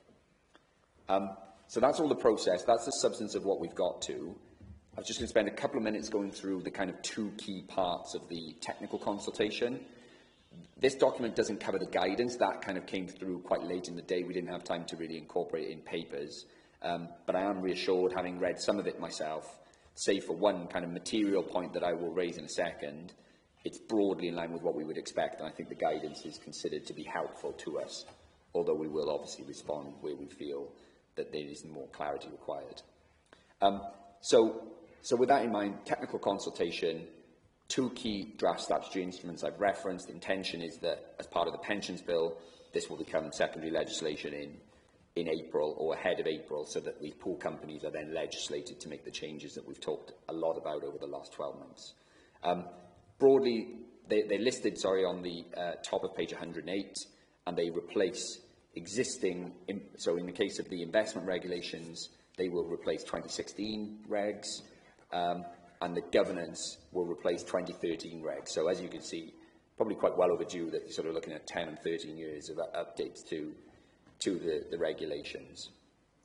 I think in section 5, where I talk about the investment and the pooling management regulations, this very much is in line with what the government had set out at the start of the end of last year as part of their initial kind of aspirational consultation. In other words, the government require the administering authorities to hand over the implementation activity to the pool company. We've just talked a bit about that in the prior item. Principal advice does become an explicit requirement, whereas in the current pooling regime, generally speaking, that hasn't been a mandate or an objective of the pool company, although a few of those pools have had those permissions. The rest are probably more about sort of secondary, if you like, or things that are indirectly will have to take place as a result of the first two. I did want to pause on one point, which we will draw attention to in our when we share a draft response this week, is that the government have been clear about their objectives around the reason for the reform on these pooling objectives. What they hadn't made clear, I don't think, in the initial consultation, and it's still not entirely clear as to how this delivers on their objectives, is that they're asking the pool company to operate the vehicles in which these investments are held. Now, just to take a step back on that, today, the 8 authorities have a contractual arrangement with Waystone, which are a financial services operating business, and they simplistically establish and maintain the legal vehicle structure in which all of the Russell investments are held. So approximately 50% of the Wales collective assets sit within a regulated vehicle managed by Waystone, and Russell Investments then implement the investment solutions on those 50% of assets. It's been very clear all the way through that the government intends for the new investment company to direct Russell, the implementation piece. Obviously, as a company, they will implement on behalf of all authorities, and Russell become one of those solutions alongside the likes of Schroders and BlackRock, GCM Grosvenor, etc. What wasn't necessarily clear in the initial consultation is that they effectively want the company to take on the Waystone role as well, which is to manage the operating role of the legal structure. This is quite complicated, I appreciate, and quite complex. What that really means is that the IMCO's application to the FCA may need to be reviewed, and we may need to seek broader permissions from the FCA to enable to deliver that. That's not necessarily a problem in the sense of asking for it, but the timeline in order for the FCA to consider and respond could put the timeline of the project at risk. So that's one point to note. And the advice of the legal advisors, sorry, I'll just conclude the point. The advice of the legal advisors is you don't ordinarily seek permissions from the FCA for things that you don't necessarily intend to use. And so that was the reason for not asking for them up front, given that Waystone provide a perfectly reasonable role. I think in the eyes of the FCA, it's a resiliency issue, because if Waystone as a business were to suffer, or we would need to move that business, there are other providers in the market that could do that. Whereas if the investment management company is to provide those solutions, then it becomes an internal resilience issue. Should I pause there? Yeah, I think you've actually just answered my question, but I just wanted to set it out to clarify. So, to clarify, we've gone in, the WPP has gone into the FCA accreditation process working on the assumption that we can maintain a contractual relationship with Waystone in this sense, and that they would continue to manage the platform, but then we would actually be able to instruct the subcontractors to Waystone, i.e. Russell Re-Performance. What the government is now suggesting is that they want the WPP to absorb the Waystone function directly into the company. Correct. Fine. Okay, thank you. And so, sorry, just to conclude that point, so that's a very good summary of where we are. This is obviously a consultation, and the idea is that we can feed back and respond to that. So we are having a conversation, and I say we, on a collective basis. So Rob, as obviously CEO of the company, with the advisors to the company, but also with the advisors that support the existing partner funds. So Hyman's, I'm meeting with the government this week to seek clarity on this point, because there is a view at the moment that this, by incorporating this additional complexity, doesn't necessarily have any direct benefit to the authorities or to the government's mandate, which is effectively to consolidate, become more efficient, drive better performance. None of the role that Waystone provide today is not an obstruction to us delivering on that mandate. And there is the resiliency issue that I've talked about, which is, I think, a legitimate concern that by the company having to take this on, it then becomes vulnerable to the fact that if there is significant complexity in that transaction or the way in which those arrangements work, it's not a case of being able to effectively sack the current operator and move to an alternative because the company itself is that provider of the solution. So there's a challenge there. Okay, another question for you then, a point of information and clarity. Going back into the prehistory of pooling now, for those of you who've been in long enough, you will remember that WPP, along with soon-to-be departed Access and the Northern Pool, were the three pools that hadn't gone along with down the FCA route in 2016, and I believe that Waystone also had a contract with Access.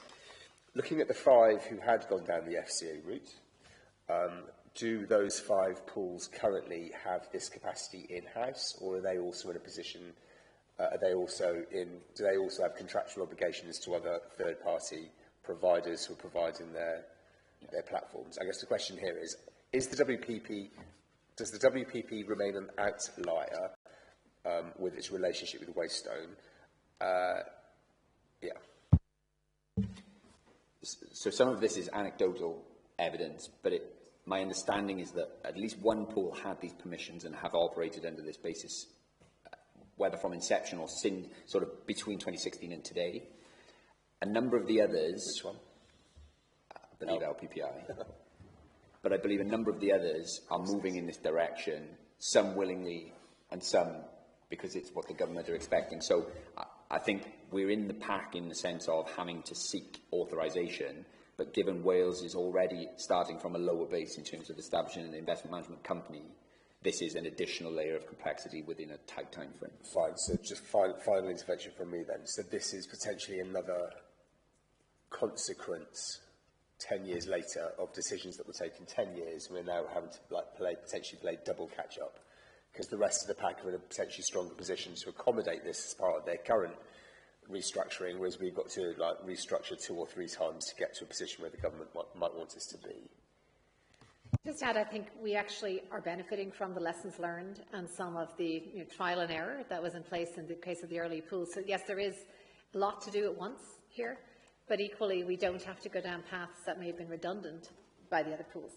So every pool now has to get their advisory permissions fully in place. So that will be an additional layer, and that can be more complicated sometimes to redo past. I think Betty's indicated, but sorry, David, I've just noticed you've already got your hand up. So David first online, then Betty in the room. Yeah, thank you, Chair. Helpful points being made by the Chair and others, but I would have thought the logical thing here is for pools to have to benchmark the value of the contractual arrangement versus the in-house arrangement, perhaps within the first 5 years of inception, so that you actually have a mechanism for checking value and therefore the best value for yourselves as a company and yourselves as the investment body. I would just make that point because I just feel that it's otherwise a little skewed. Okay, thank you for that, David. I think Alex has indicated to me that he can respond to that. Betty, was there anything further you wish to add? Yeah, two things. First of all, to follow more on Ethan's point, I think actually using Waystone allowed Wells to get going faster in its investment and not spend all this time, putting in, operational things which don't add a lot of value because this is pretty off the shelf. I guess the question I would ask is, and this is a consultation. First of all, using companies like Waystone is completely accepted, and it's very broad practice across the whole financial services and investment management industry. So, it appears, well, depending on how one reads this, the government might be trying to force the LGPS to do something which actually many investment managers in London and other places don't have to do. The question could be. Would it be? Is there a way for Waystone, for the IMCO to basically be the counterparty but subcontract? Because that's really, because you don't really want to have to create all those operational roles in Cardiff. There's no value added, and I can see a lot of risk. You talked about resiliency. I think there you actually have quite a risk. Back to Alex. So I think both helpful observations, and maybe just to conclude, I mentioned the fact that we're meeting with the government policy advisors this week. Hopefully early part of the week it'll be MHLG, but I think with Treasury presence, effectively to make these points. And the working assumption is that Wales will obviously have to respond beyond the consultation. I think the view is initially there are potentially options to continue with ultimately outsourcing the delivery of the service, but we look to bring some of that in-house. Time will be a key factor, and whether there is any leniency on the time in which to implement this particular aspect. Obviously, that then comes back to my point around the FCA don't necessarily like you seeking permission or authorisation that you don't intend to use, or in what capacity you use that. So we will be guided by our regulatory advisors on how appropriate it is to review our application and whether we need to amend anything this side of the go-live date of April. But I think all the points will be made back to government along Betty's feedback and Councillor Williams in that what is the additional added value of this over and above, because Betty's quite right, it's very common practice in the industry for investment management companies to outsource, and in fact a lot of Waystone's business is exactly that, which is why we contract with them, because they're a significant market presence, particularly in the UK, and it would be very hard to replicate in-house. So I think I wanted to draw it to people's attention because it's a factor that we will probably be looking to push back in some form in the consultation. That's the whole point of this. Sorry for interrupting, but presumably, are you going to wait and see how your discussions go with government later this week before we draft our response for it? Yes, so I should say, to kind of conclude on the point around sharing a draft consultation response, we will wait for government clarity on their expectation here, and I'll reflect that in the update that I share and circulate before the end of this week. I mentioned at the start, I didn't want to labour the investment side too much, given that a lot of it is well understood, I hope, by members. And in fact, it's the governance that I think we should be also thinking about, and it will form a significant part of our work programme for the next 12 months and beyond. But at sort of middle to the bottom half of page 108 focuses on the new governance regulations, effectively, so 2026. In this report, we've highlighted half a dozen key aspects of the consultation where the government are seeking views. I'm pleased to say that at least in 50% of them, I think we already have a solution, and we've been quite on the front foot as an authority to think about how governance needs to evolve to accommodate where we are. There is some history behind this in that the Scheme Advisory Board did quite a significant piece of work on governance review back in 2018-19, I think. There were 3 iterations of a paper of which the Scheme Advisory Board made recommendations to the former government over change. So we were able to anticipate a lot of that, and I think that this current Labour government have effectively taken that feedback on board and have looked to implement. So taking them in order, a governance strategy, training strategy, conflict of interest, the authority already today produces and maintains all of those. The 5th point is an administration strategy, and you will recall that Joe and the team did a significant piece of work to bring an administration strategy on board earlier this year. And in terms of knowledge and understanding, we always have a standing item on our agenda around training. And so we feel that we're relatively well placed to move that aspect forward as well. I mentioned the fact that the government have issued guidance, pooling guidance. That will be really helpful in terms of the substance of what each of these technical points really mean in practice. And so there will be a separate review in the early part of the new year with colleagues, and we can definitely share with you our thinking on that. But in essence, 50% of this is already being addressed. The areas which are new, and I think do require more discussion and thought internally as well as then with our members, is around points 2, 3 and 6. So 2 is a senior LGPS officer.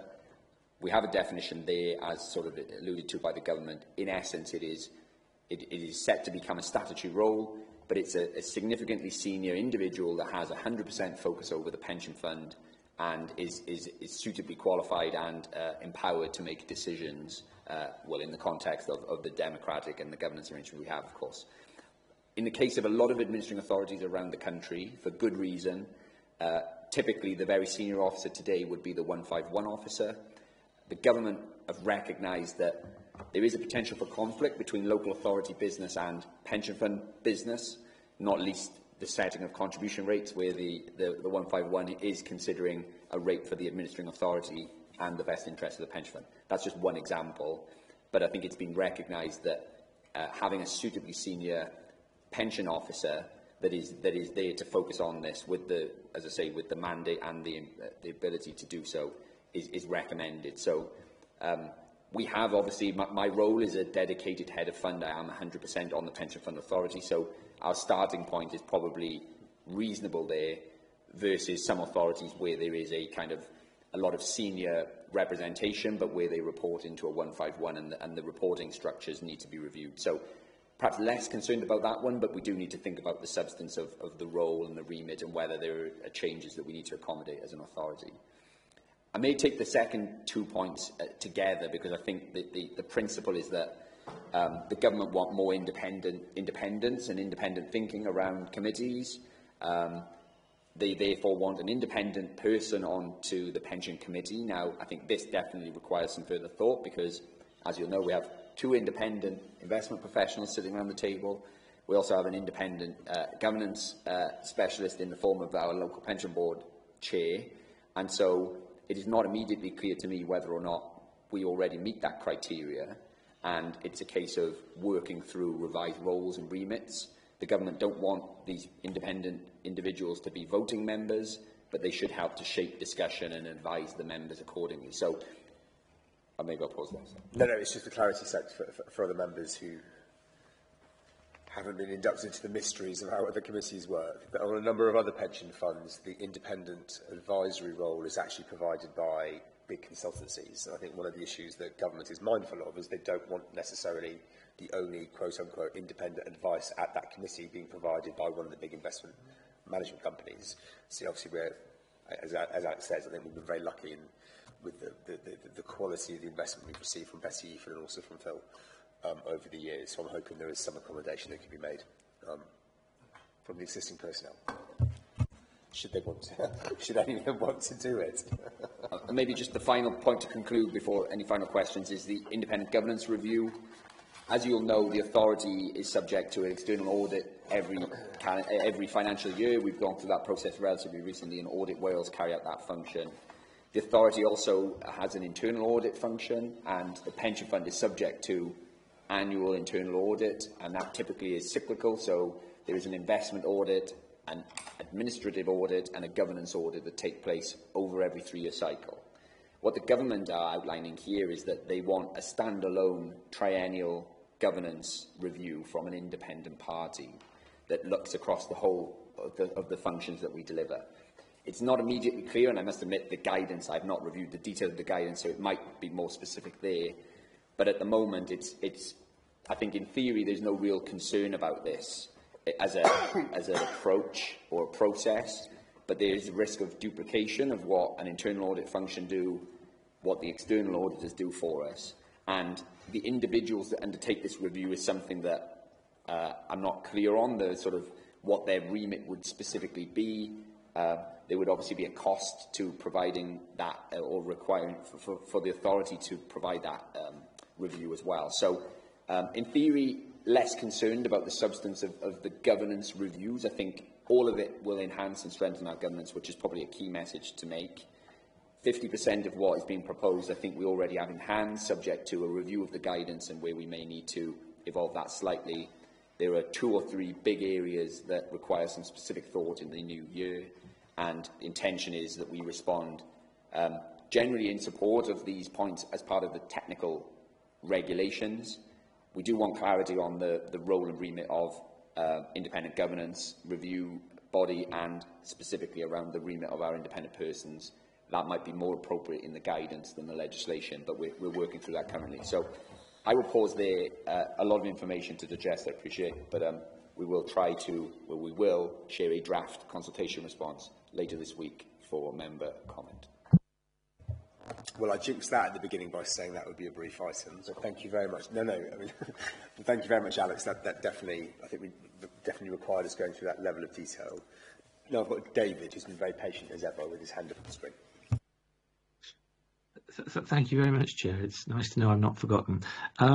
Just to say, I think we need to be quite robust in terms of how well the independent person has worked for us, in terms of being able to give independent oversight perspective, but also to do a level of due diligence check that is independent of the investment company. So I think this is an opportunity for us to be quite robust about the things that have worked well for us.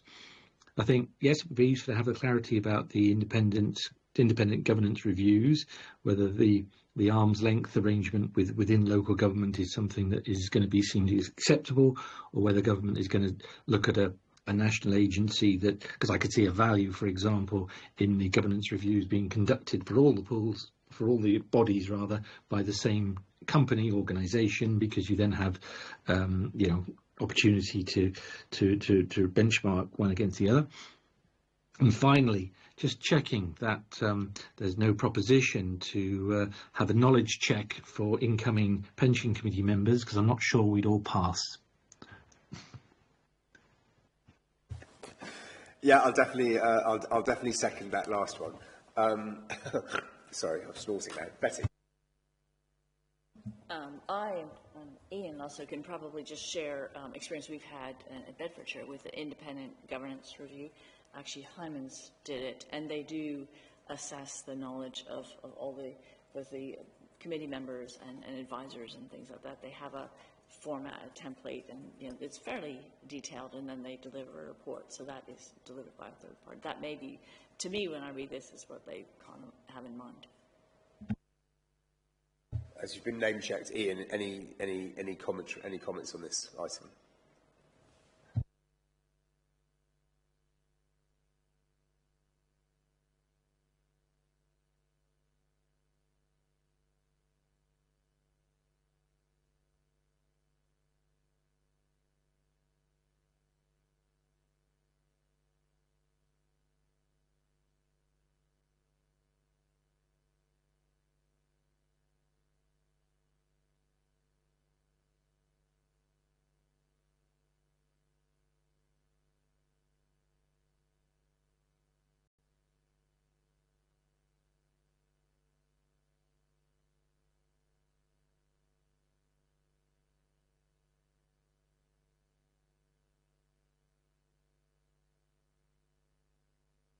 Okay, thanks, Ian. Just apologies to members online. I'd asked Ian to actually give any comments on this item, but then realised halfway through that he doesn't have a microphone. But so essentially what Ian's main points were, yes, they seem quite sensible, but the devil, quite frankly, the devil is going to be the detail of these the consultation questions, because they will involve a phenomenal amount of work, which I think we do agree with. There are questions over who is going to actually be doing this work, and I think Ian's view is also over the long term.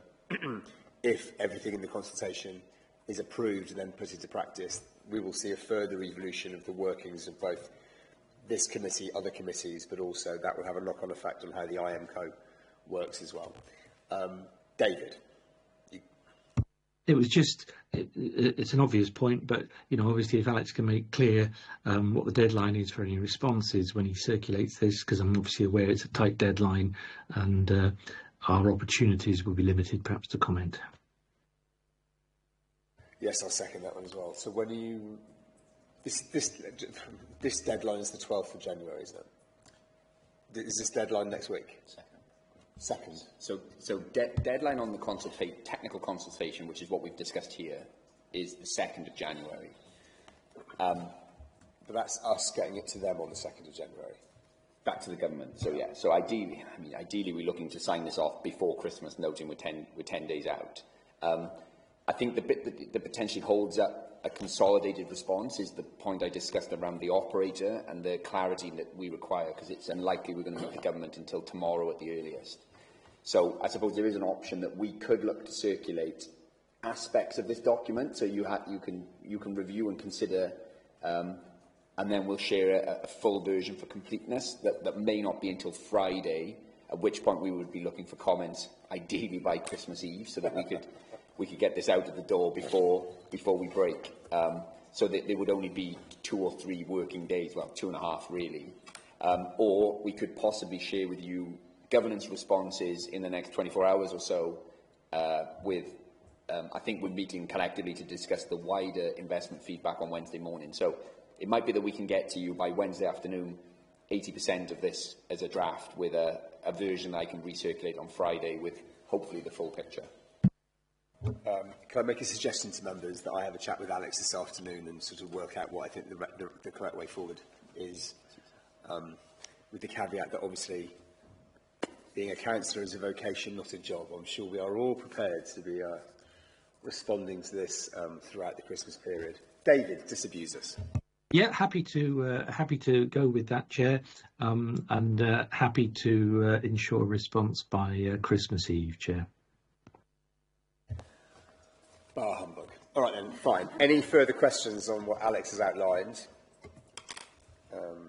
Thanks for everyone's patience with that. It was actually quite important in the end. Right, so right, if I can draw members' attention, If I can draw members' attention to the recommendations at paragraph 8 on page 109 of the report, and at 8.1 it's recommended that we note the contents of the report. Everyone happy with that? Fantastic, thank you very much. Next item then, agenda item number 10. This is the Wales Pension Partnership Exclusions Policy Update. And I'm going to hand over to David to give the bulk of this report, and I've got some comments at the end. Thank you, Chair. Hopefully this will be quick because the report itself is straightforward, although the topic is obviously not. So I'll keep my remarks brief, and as you said, hopefully you can expand upon them as Chair.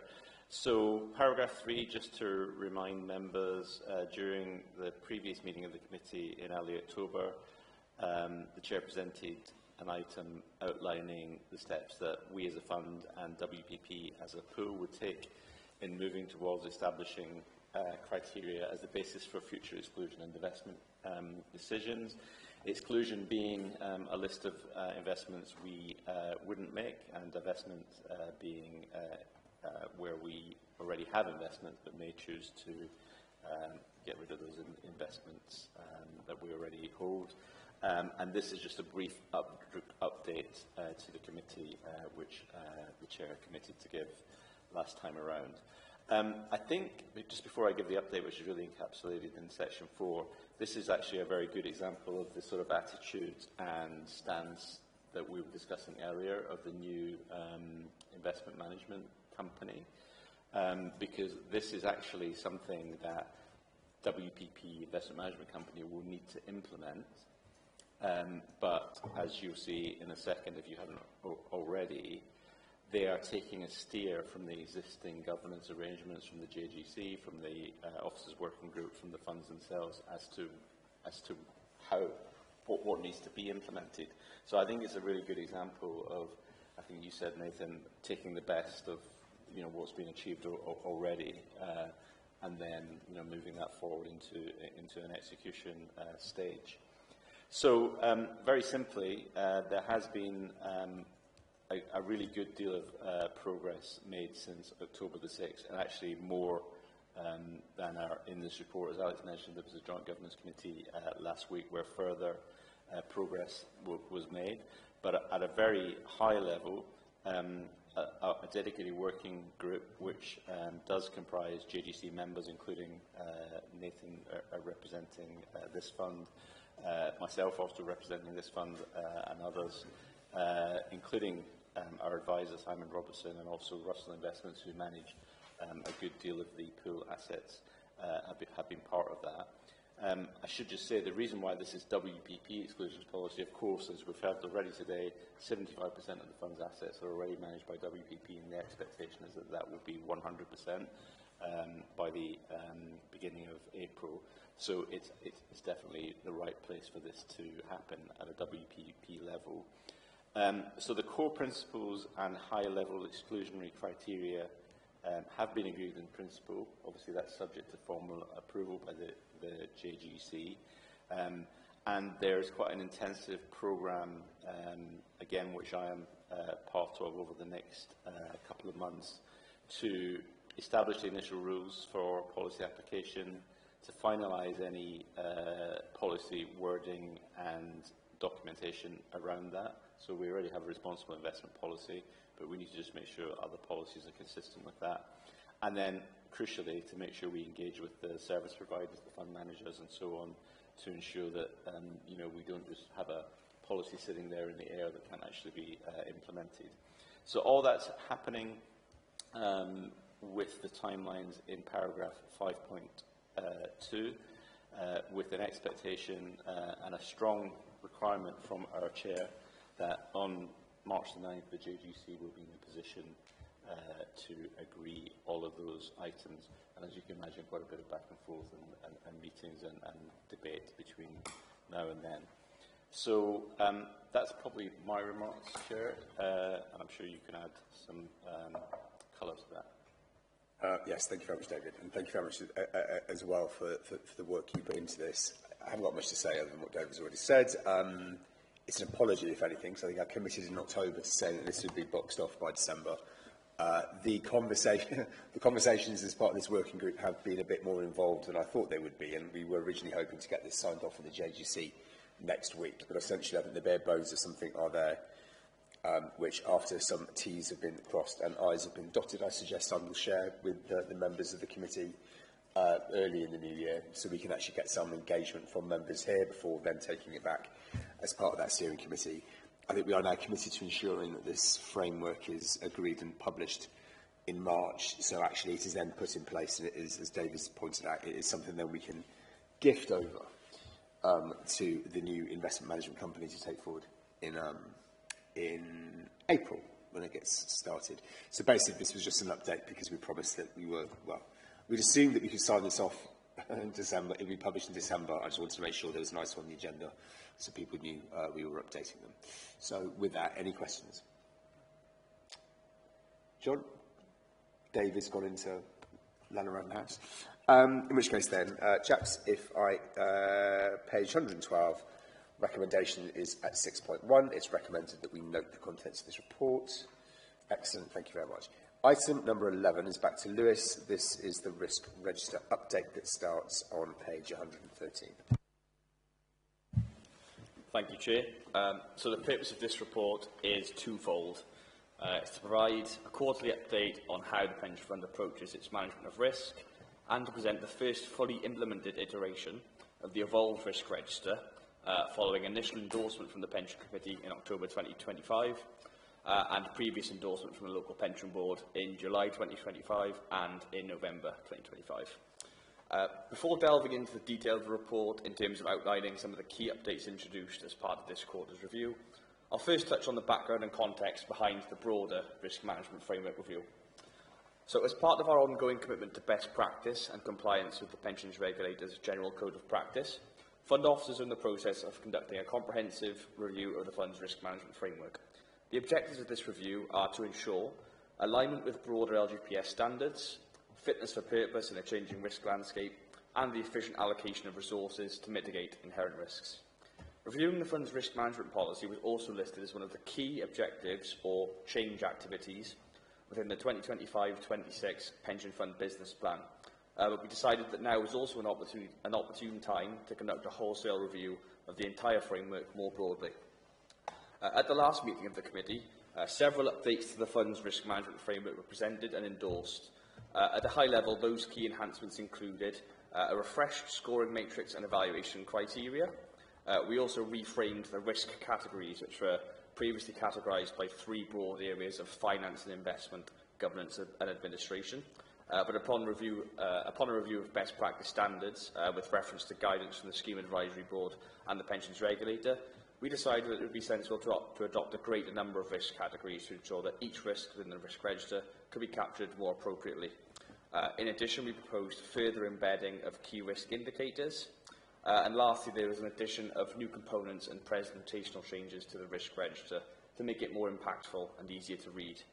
This included the removal of the previous operational and strategic distinction and was replaced by the emergence of a top 10 risk tab and the addition of new snapshot and look-through approaches, which I'll talk through a bit more in detail shortly. Are there any questions regarding the background to this review? If not, I'll delve into the detail of this quarter's updates. I think crack on. Yeah, fine, thanks. So Appendix 2 to this report on page 119 of your pack presents the top 10 risks snapshot document, and this reflects at a high level the most significant risks to the fund based on residual risk score in descending order. Residual risk scores reflect officers' assessment of a given risk after considering the effectiveness of the control measures currently in place. Appendix 3 then, on page 121 of your packs, supplements this document with a look-through document, and this provides a more comprehensive breakdown of the most significant risks. And this document includes things like the separation of likelihood and impact scores, the control measures for each risk, the key risk indicators assigned to each risk, the officers responsible for the management of each risk, and the actions that are required, and further narrative about recent developments. As I'm sure you'll be aware at this stage, the significance of individual risks is measured by multiplying the likelihood and impact scores, each ranging from 1 to 5. The higher the number, the higher the risk. And scores ranging from 1 to 6 are categorised as low, 7 to 12 medium, and 13 to 25 are categorised as high. As mentioned earlier, whereas previously risks were organised into strategic and operational categories, the new methodology simply groups risks into 5 high-level categories, denoted by the following. So there's administrative and operational, which is denoted by AO, compliance and regulatory, denoted by CR, funding and employer covenant, denoted by FE, governance, denoted by G, and investment, denoted by I. The committee will continue to have oversight of the top 10 risks each quarter, with a thematic review of all risks in one category per meeting. This will replace the previous approach of the committee viewing the risk register in its entirety only once per year. Any questions on that section there? If not, I'll move on to some of the key updates implemented since the previous review. Carry on. Fine. Since the last formal review of the risk register by the committee in October, several key updates have been made and are summarised within the table in 4.6 of the cover report. So firstly, we decided to add a new risk around the delivery of Project Snowdon within the timescale set by government, and this is denoted by risk reference CR5. This risk also forms part of the WPP risk register, and whilst we've been aware of this for some time, we felt that now was an appropriate time to make explicit reference to this within the fund's specific risk register, given that the government-imposed deadline is fast approaching and because the councils from each Welsh constituent authority have since provided formal approval to proceed with the build-out of WPP Investment Management Company. Secondly, we decided to remove risk AO2 from the top 10 register. This risk is centred around the fund failing to protect key data due to a malicious attack.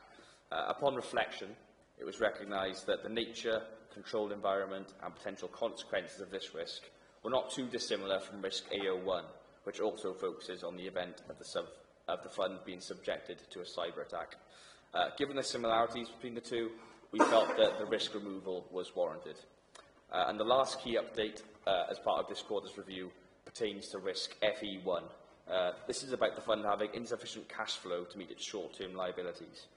After discussing this with the risk owner, the pension fund accountant, it was determined that, with reference to the refreshed evaluation criteria and probability thresholds, this risk was probably overstated. In the last 3 years and beyond, there has not been a single month where the fund failed to meet short-term pension payment obligations. so we agreed that a score reduction was justified. In reality, even a likelihood score of 2 could be overstating the risk, but we believe generally that it's better to be prudent. That concludes the main updates I wanted to talk you through in terms of key changes made to the fund's risk register during the period. All other updates to the narrative around the top 10 risks can be found within Appendix 3 of this report for your information. Are there any questions about any of the updates I just outlined before moving on to the final section of the report? No, we'll take everything at the end. At the end, okay. Great, thank you. And lastly then, moving on to this quarter's risk and theme review.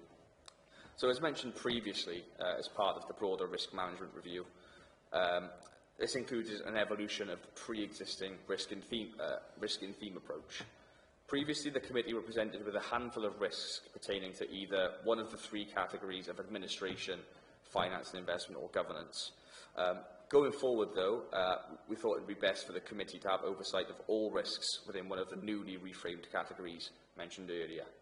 The idea here is that over a 12 to 15-month period, the committee will have had coverage of every risk within the entire risk register without having to digest over 40 risks in a single meeting.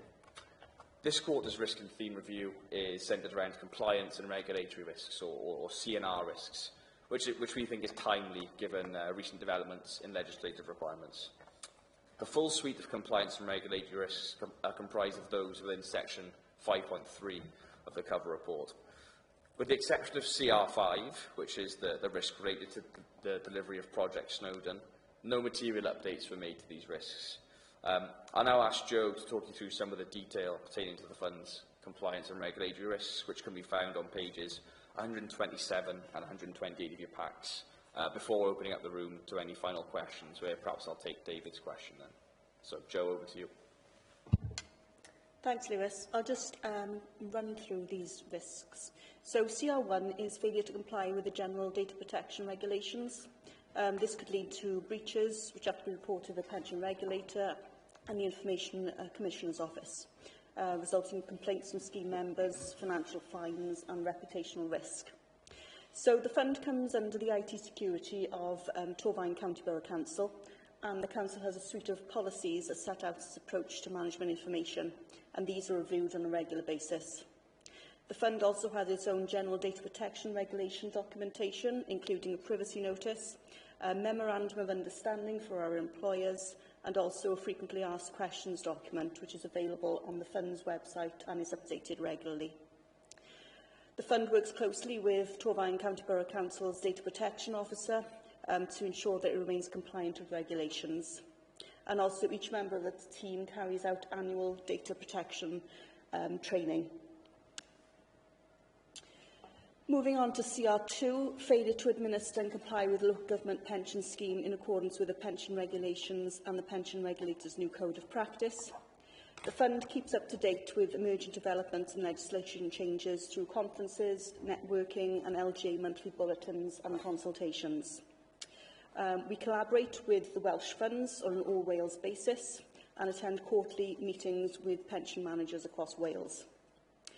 I am the chair of the class management team, which provide the Hayward administration system, and I also sit on the National Pension Officer Group.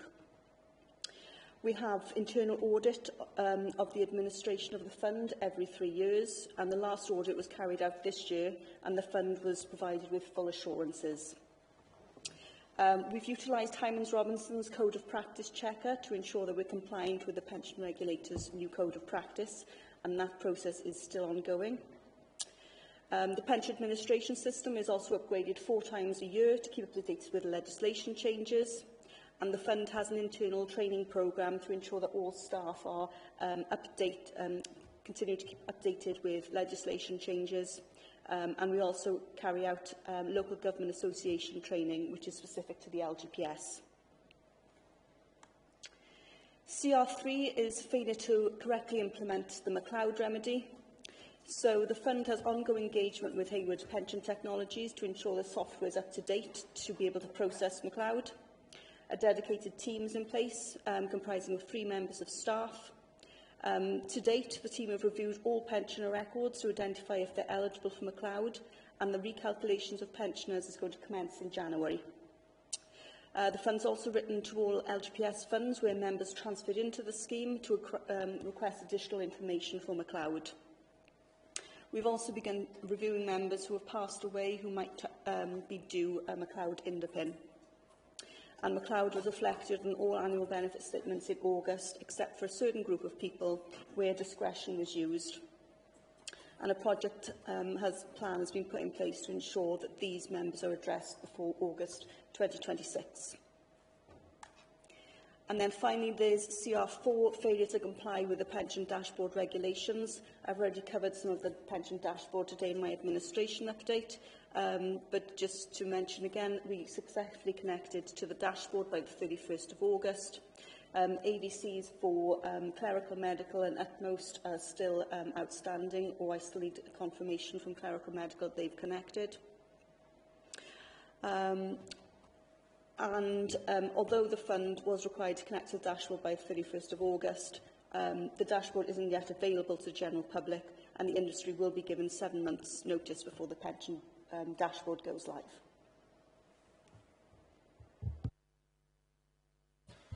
Thanks very much, Joe.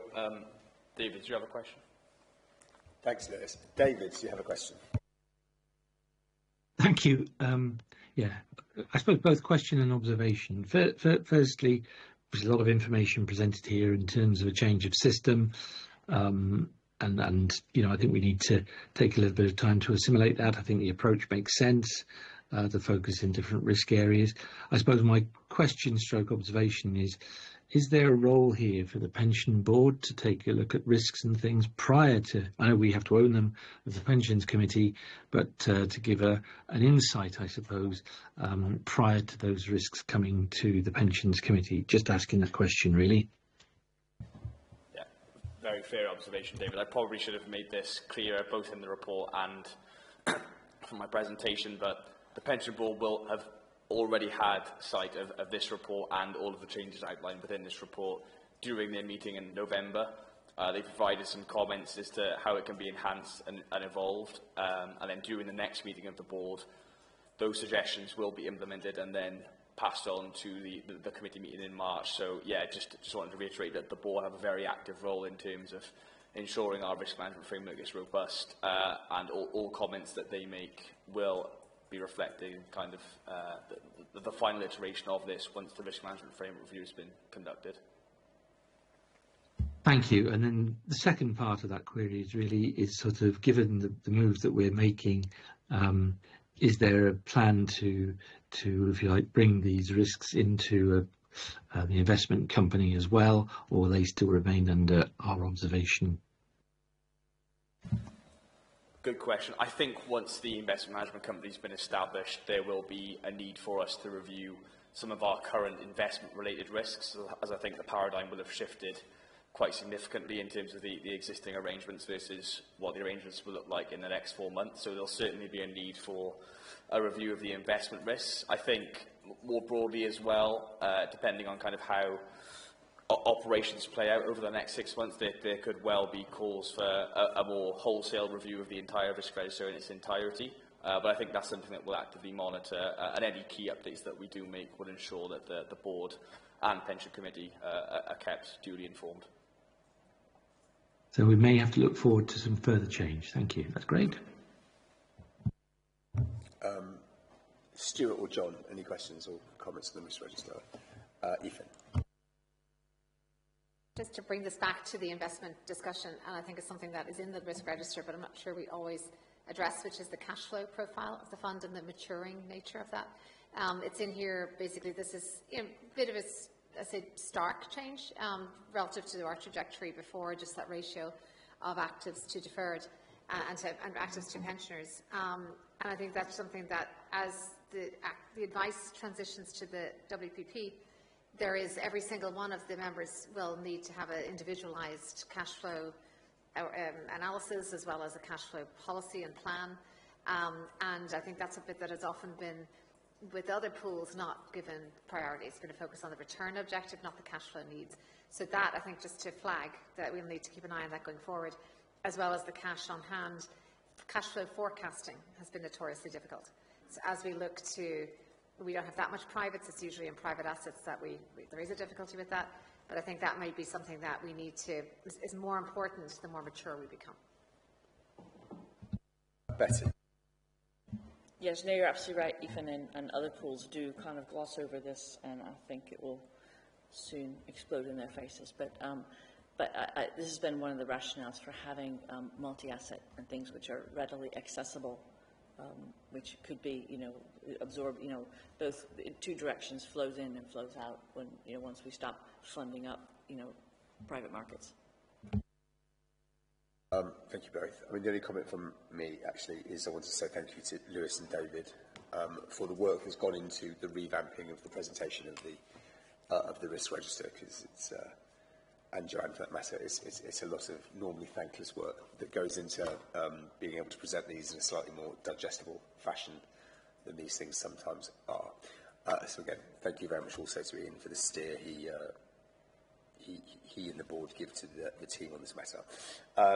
If everyone's happy, I'll move on then. Members, on the recommendation is at 6.1 on page 116, and that is the committee notes the contents of this report and provides comments as appropriate, what we have done. Everyone happy? Fantastic.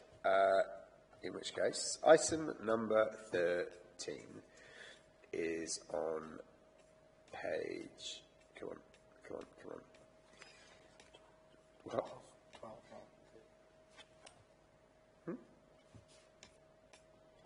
12, page 129. Oh, is that, okay. No, we've done that. Haven't we just done the risk appetite statement? Okay, right. There's me getting overexcited at risk register being on the agenda.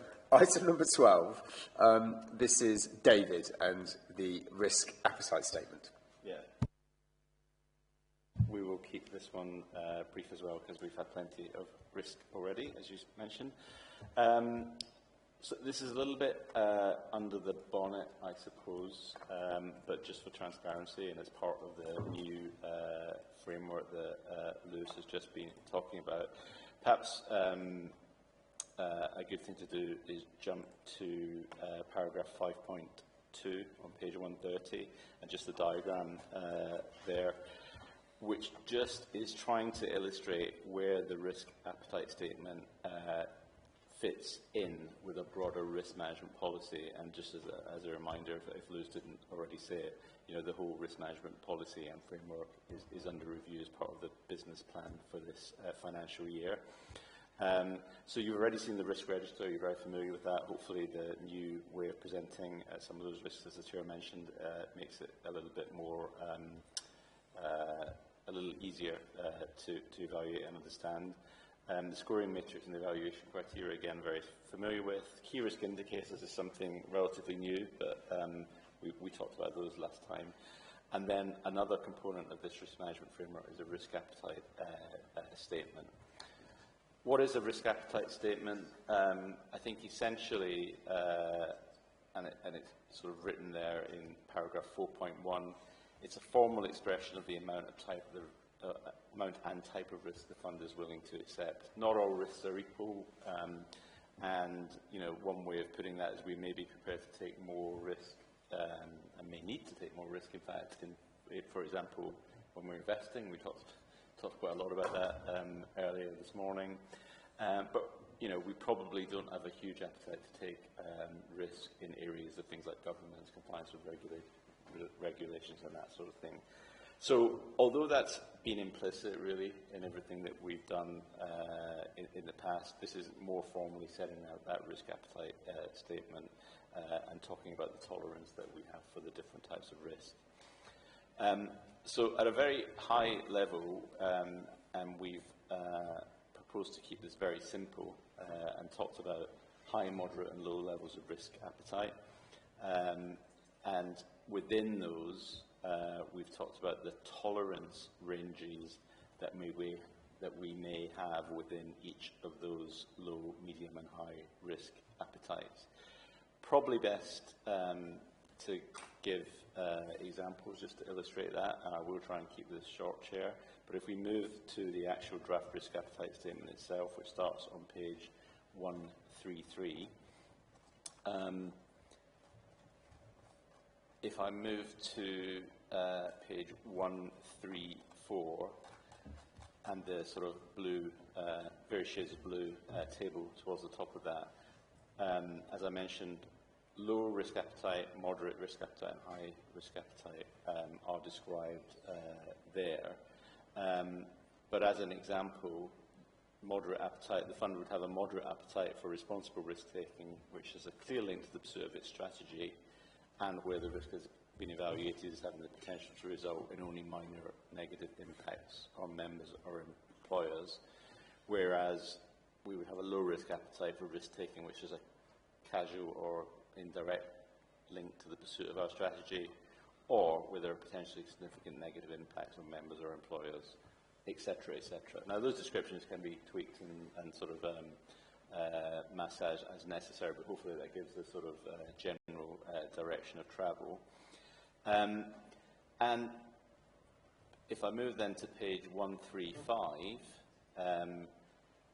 and in summary, what we've tried to do in pages 135, 136, and 137, 135 and 136 within this risk appetite statement is just look at each of the underlying risk areas that Lewis has talked about, and assign the tolerance range that we want to give within for each of these type of risks. So again, as an example, if I move to compliance and regulatory in the middle of page 135, as I've already mentioned, that includes legal risk, financial crime risk, government legislation risk, data protection, all of which you're very familiar with and have seen in the register. We will manage these risks in accordance with a low risk appetite and also a low tolerance for deviation from that low risk appetite. So that's kind of like a second order effect. As I said, this is really a formal expression of what people already probably implicitly were aware of, but it is good practice to have a risk appetite statement formally stated, and it's always something to refer back to. And what we will show in future reports, hopefully, is sort of a tick or a version thereof. We're within risk appetite for that particular risk. That's kind of, because that's really what you want to know as a committee, I would think. So those are probably quick formal remarks. Chair, rather save the time for questions if there are any. Well, that's excellent stuff. Thank you very much. So I've already had a chance to chip into this as ever, so I don't know. Members or advisors, any comments or questions? Betty. Yeah, I'd previously sent in a comment, and David invited me to just raise it.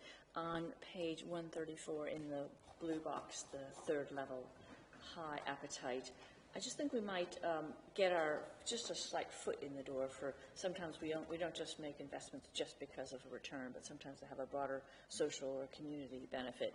So, for example, I would just suggest adding some words, having a negative impact on members or employers, and where the expected benefits to the fund and potentially the broader community significantly outweigh any potential advantages or losses. And so that just says that you might, for example, be investing disproportionately in the Welsh sleeve because you think it's the right thing to do. It's not just because it has the highest returns you can find. That's a fair point. Lewis, you taking note of that? If members are happy with that slight tweak. David's got his hand up. Yeah, observation, logical, cogent. Thank you. A bit like that intervention. Any further comments then? No. Again, thank you very much for all your hard work on this, David. I think again, coming back to some of the items we've discussed or the issues we've discussed in previous items, we're definitely, I think, we're on the front foot in terms of showing that we are a modern, forward-facing fund. And on that one, page 131, members, the recommendations at 8.1, it's recommended that we note the contents of the report and the respective appendix, and that 2, subject to final comments, which Lewis has made a note of, that we approve the risk appetite statement. Members happy to approve? Excellent, thank you very much. Now on to my long-awaited agenda item 13, in its rightful place. This starts on page 139. Over to Joanne. This is elected member training. Thank you, Chair. This is just a short report, just setting out members' training logs for the year 25-26 in Appendix 1, and also the annual training programme in Appendix 2. If there are any other training events that Pension Committee wish to attend, then please let me know. Just one request from me, if possible, or just a reminder about LOLA, the LTPS Online Learning Academy. This, obviously, in light of the Fit for Future consultation, where there's a requirement for Pensions Committee to demonstrate learning and development, and also the governance review, and as Betty mentioned, potentially a review of members' training and knowledge. I'd just like to encourage members to participate in LOLA.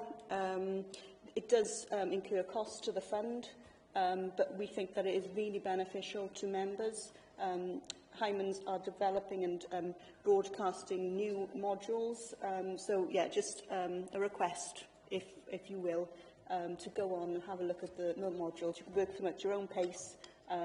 But it would be very, very beneficial for yourselves and also for us as a fund to demonstrate your knowledge. Thank you. Okay, thanks, Joanne. Any? It depends what it depends what the prize is, I think. Any members got any further questions or comments on that? My parting comment is I defy anybody not to have that song in their head now for the next half an hour. Right, recommendations are at paragraph 4.1 on page 139. So it's recommended that the Pension Committee notes the annual training programme included in Appendix 2 and considers whether specific training areas or topics should be included. Everyone happy to note that? Excellent, thank you. Moving on then to final agenda item. As agenda item 14 is the date to the next meeting.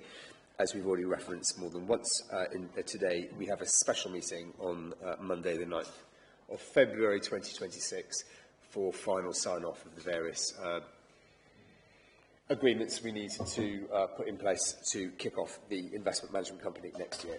So with that then, that's it, isn't it? Excellent. We'll have a lovely Christmas, everyone. Pity the poor councillors slaving away on Christmas Eve, trying to understand what the hell the consultation actually means when the officers aren't there to tell us what certain things mean. But like I said, have a lovely Christmas. I'll see everybody in the new year. Thank you very much. Thank you, Chair. Cheers.